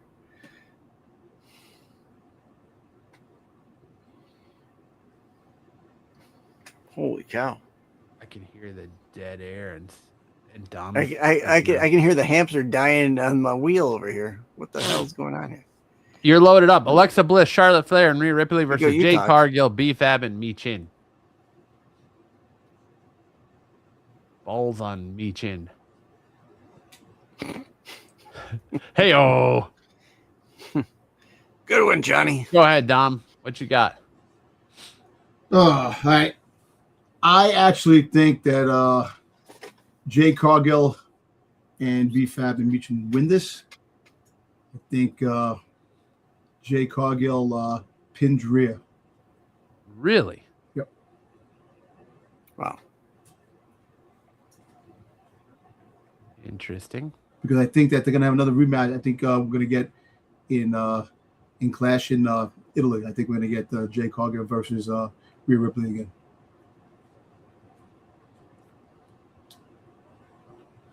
Okay. What about you, Sticks? I got Ripley and Bliss Charlotte winning. I think Jade will get kind of pushed out, and then I think Ripley will pin Michin for the win. Okay. I think that Jade Cargill is going to get I think Jade's team is going to get the win, but I think it's going to be because Charlotte Flair and Rhea Ripley won't be able to get along, and I think WWE is going to build towards Charlotte Flair versus Rhea Ripley at Clash in Italy. I think they're going to push her back into the singles scene to start that feud, to kind of start brewing that feud between her and Alexa Bliss. That's just me. That's it. That's a quick turn. That would be a quick turnaround for a feud. 1 week. I mean, I think that's what it's going to be. They're going to cause conflict. There's going to be something that happens where conflict happens, and they're going to pit Charlotte versus Rhea because they already don't trust each other. Well, you know They're what? already building that don't trust each other vibe. And Matt, no, you're right. What's going to happen is that I think that because of Charlotte Flair, Rhea's going to get pinned by Jay Cargill, and Rhea's going to be pissed. And you're right. That's going to build up something down the road. All right. Up next is Sticks man. Street Profits versus the Division for the Tag Team Championships. Call me crazy, but I think Division wins this. I don't think they're going to put the titles in the Street Profits just yet. They're not going to take the titles, especially. Here's the thing. I don't see titles changing hands on Saturday night event only because, like Dom just said, we are literally 1 week away from Clash in Italy. I think something's going to happen here where Logan Paul uses the brass knuckles. Some kind of chicanery or fuckery is going to happen here where we're going to get a rematch at Clash in Italy, and that's where the Street Profits will win the championships off of them. I don't see the championships changing hands on Saturday night main event.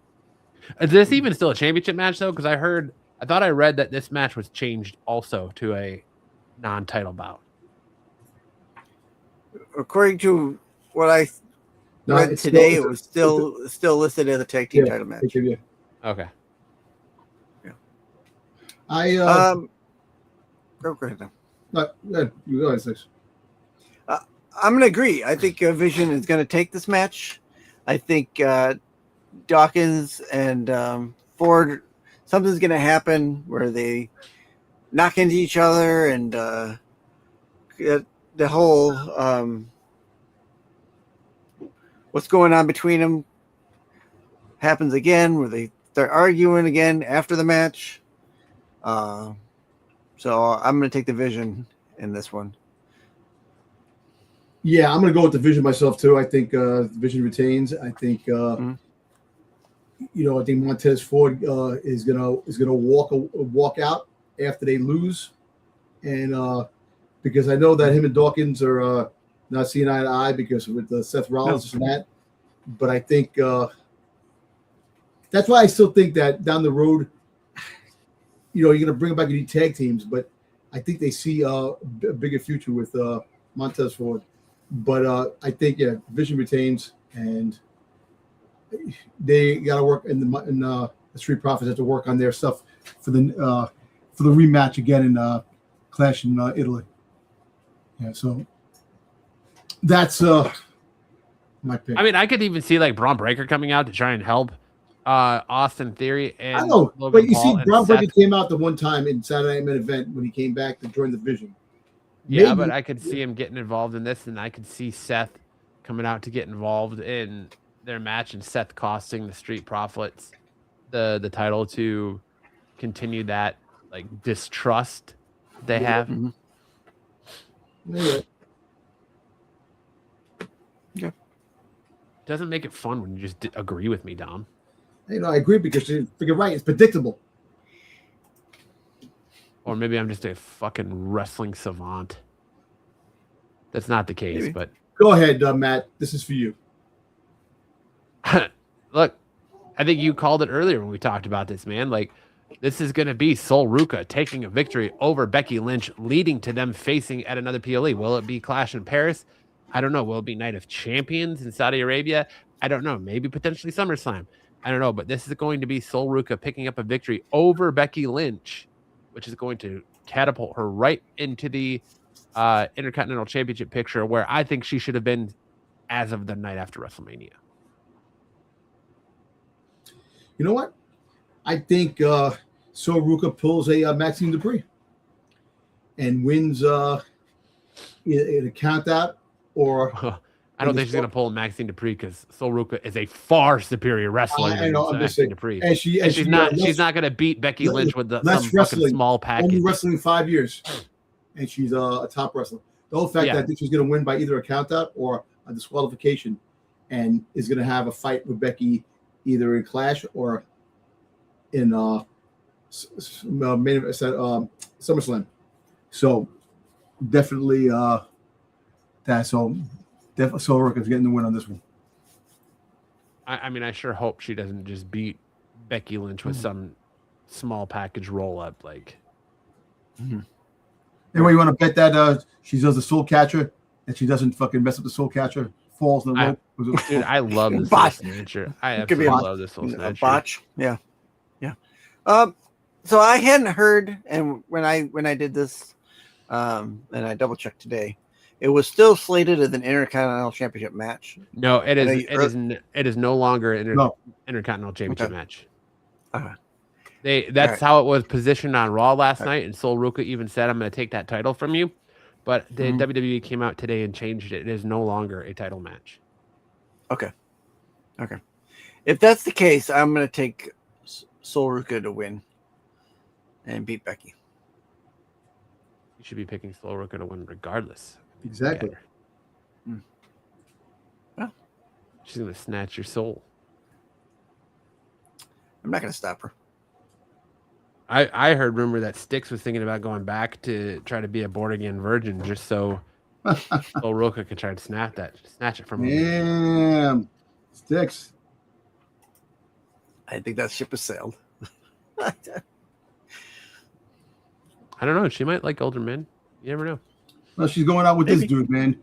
The freaking dude from El Grande Americano, one of the goddamn Grandes.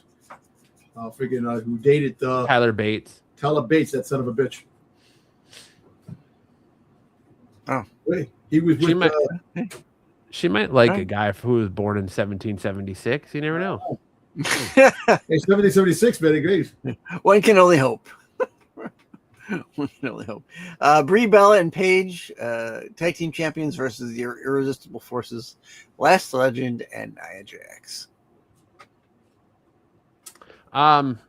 I think Brie and Paige are going to keep it. They're going to keep these titles on Brie Bella until Nikki comes back, and then they're going to have something where either A, they lose the titles then so Nikki and Brie can go after them, or B, they're going to pull some kind of screw job on Paige where Paige gets kicked out of the group so Nikki can have that title.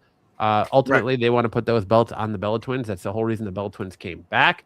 So I think that you're going to see them retain. If they lose, then that means that Nikki is cleared to come back. I know I saw her squatting in the dirt sheets and stuff. So I think if they lose, that means that Nikki is cleared to come back. But if she's not, then I think they retain these titles until she is.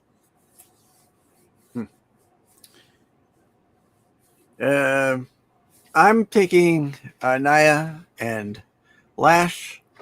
I think I'm going to kind of go with what you think might be the ultimate. They're going to lose. We're going to blame. I think Paige will get pinned, or something will come up with Paige be the reason why they lose, and then down the line, like maybe the next week, that's when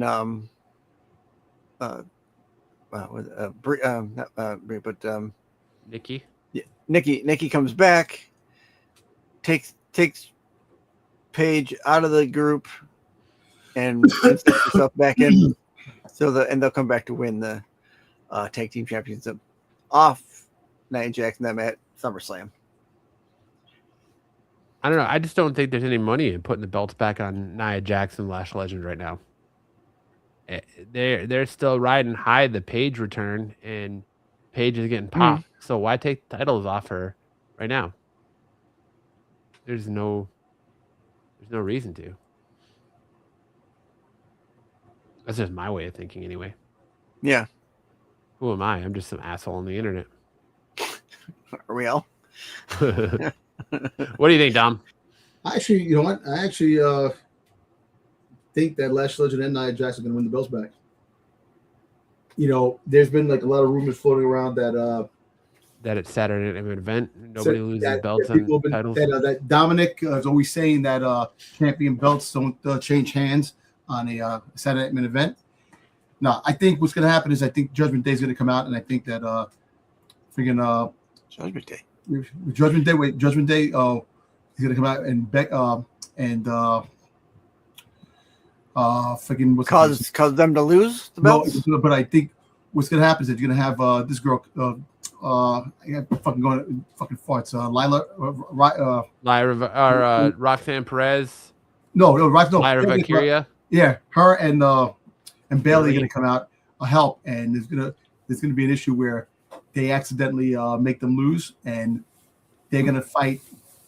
You know, there's going to be a squabble between these guys, but they're going to take the belts off them. They're going to take it because I think they want them to have the belts, and I think that we're going to be getting a bigger shocker for the belts down the road.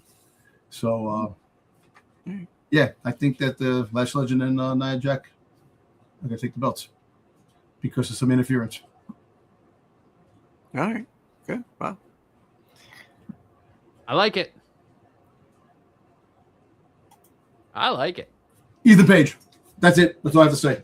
Ethan Page takes it because I'm going to tell you this. Shocker that you're taking Ethan Page.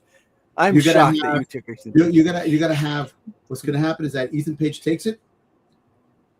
You're going to have Ethan Page versus Rusev at Clash at Italy.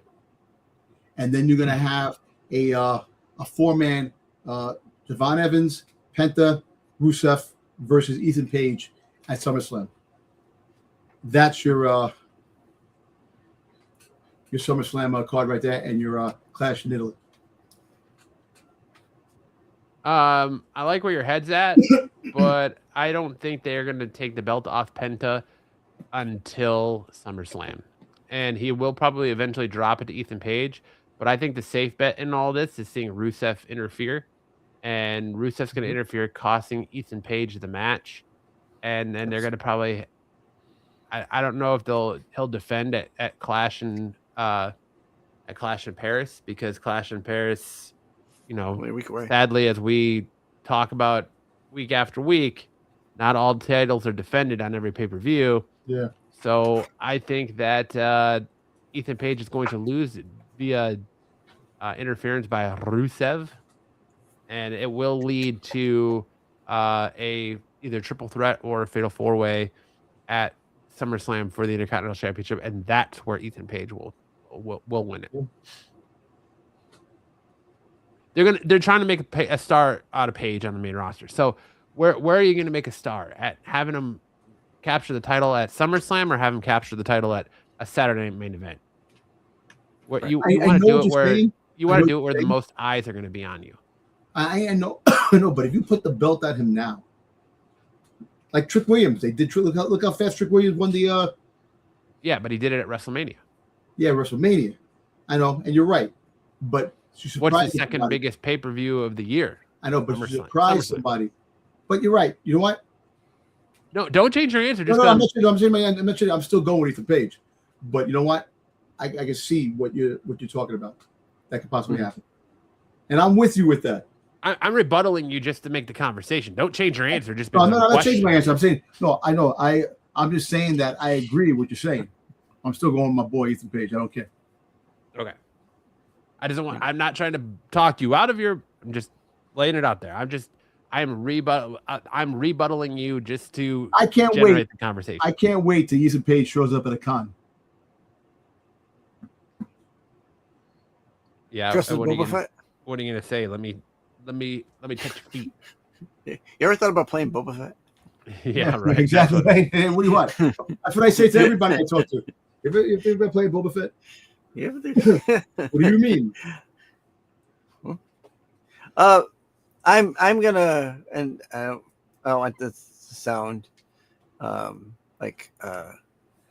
repetitive, but I'm on the same page as Matt. I think Penta is going to retain. Why? I think Rusev is good.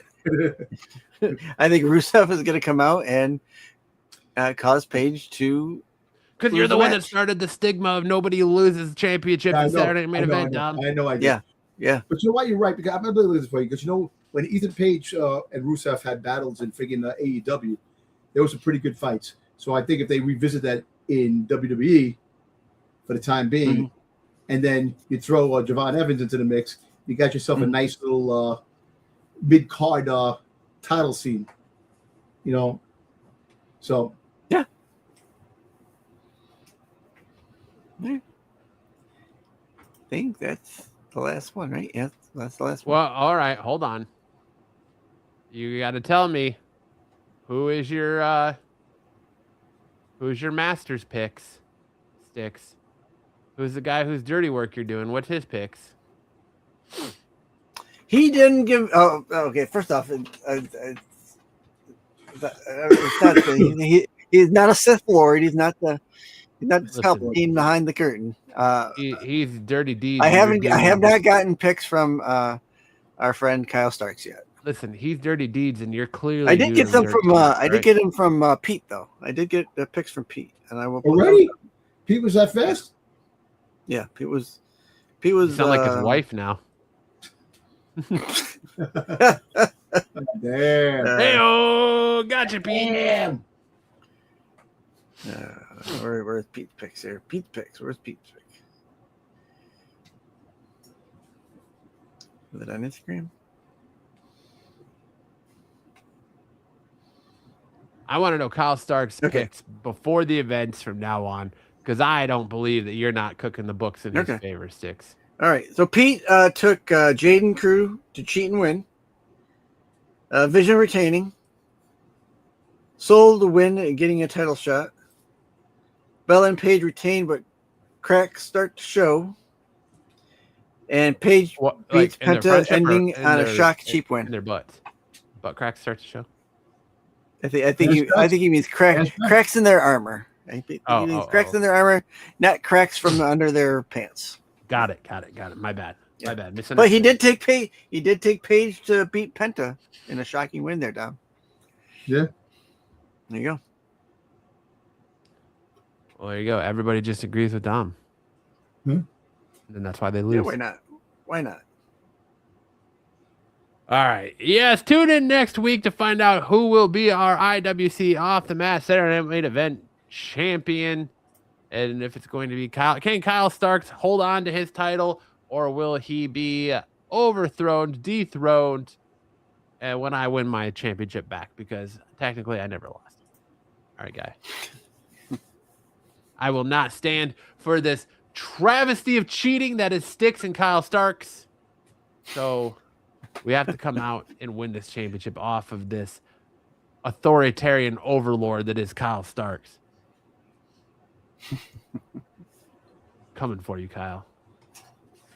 Ooh. Coming for you. Right. All right. Anything else you guys want to talk about tonight? Anything we haven't touched on yet that we think we need to fill the fine folks in on? No, I'm just hoping that they start cooking now with some of these ideas they have. You know, you bring back some people. You know, hopefully some of these these newcomers that are going to be coming in, the potential re-signees, that they can pump some new blood into the product and make some things happen. You know, look. As much as we love the company, you know, we love the wrestling with WWE. You know, watching other podcasters talk about how lousy and everything is, I want to see some positive aspects to the wrestling. Like, there are some positives. I know we always find the negative because it just happens that way. But I think in the long run, you know, we'll get a lot more positives in the long run. You know, hopefully things start to change now. There's a lot more, you know, there's fresh new faces, new opportunities, and hopefully it all transpires into something. It all translates into something great. I think that's for some words of wisdom right there, Dom. Yeah, that's going to be the words of wisdom too. In the long run, you'll get more positivity in the long run. In the long run. The more you know. In the long run. Isn't that a song? All ego. All ego, baby. Yeah. I was just gonna quickly talk about we've already got two matches slated for Clash in Italy. That's Reigns Fatu in the tribal match, and Cody versus Gunther. Yeah, and it's a week away, and we only have 2 matches on that PLE. Like, what are they going to give this Italy crowd? Yeah, that's kind of my big question. We've got 2. How many matches do you think we're going to get for that? 5. Do you think we're going to get 6? Another 5? It'll be 5. Another Danhausen sketch. WWE doesn't want to do a 6-match PLE. They're going to do 5. Yeah. So it's a yes to Danhausen? Yeah, you'll probably get the reveal of Danhausen's fucking clone. A second clone? Baron Corbin. The return. Will we see Minihausen again? No, El Torito. No, remember the oddities? Remember the WWE had the oddities, all the different the crazy, the midget, the friggin' all the crazy. That's what we bring it back. Mm-hmm. The oddities. Yeah. Bring back the blue meanie. Justice for the blue meanie. Coco Beware. Bring back Coco Beware. All right. Well, I think that's a good place to stop. That'll do it for us this week, guys. I hope you enjoyed the show. Whenever there's a Coco Beware reference brought out, we got a Coco Beware the hell out of here. So on that note, if you want more from Styx and Dom, make sure to check them out Friday night over on our sister channel, Run Division, on the Qualified. You can check out Dom every Saturday night every Sunday night over there as well on the Star Wars show. You can check them out periodically on Saturday nights with me and Styx on SNS. You can check out more from Styx on his channel every Tuesday night for Doctor Who. And you can check us out, of course, every Thursday night right back here on Off the Mat, giving you the hottest takes in professional wrestling. We'll be back next week to talk about the fallout from Saturday Night Main Event and hopefully get you ready with our predictions for Clash in Italy. Dom, send us out with some words of wisdom, my friend. Like treading back to what I said before. Find the positive in the negative. There's always a positive. So that it may be a small piece of positivity that could actually build to something bigger. Always look for that. Yeah. Look for the good and the bad. Did your wife write that down for you? No, she just said, ooh. She just made a comment. Ooh. I know, that's why I'm asking if she. No, she didn't write that down. I wrote that down. And just noggin of mine. Did she? It's Did she rattling write around it? in there somewhere. Did she write it on your wrist like The Rock writing his promos down? It does kind of sort of sound like something I say to you. Yeah. Give that woman credit where credit's due. Hey, you know what? Look, I said it. It came from me. So there you go. All right. Well, that's know good it's words you, of Giggles. wisdom. All right. That'll do it for this week. I hope you guys enjoy the rest of your week of professional wrestling. Enjoy Saturday Night Main Event, and we'll see you guys right back here next week on Off the Mat.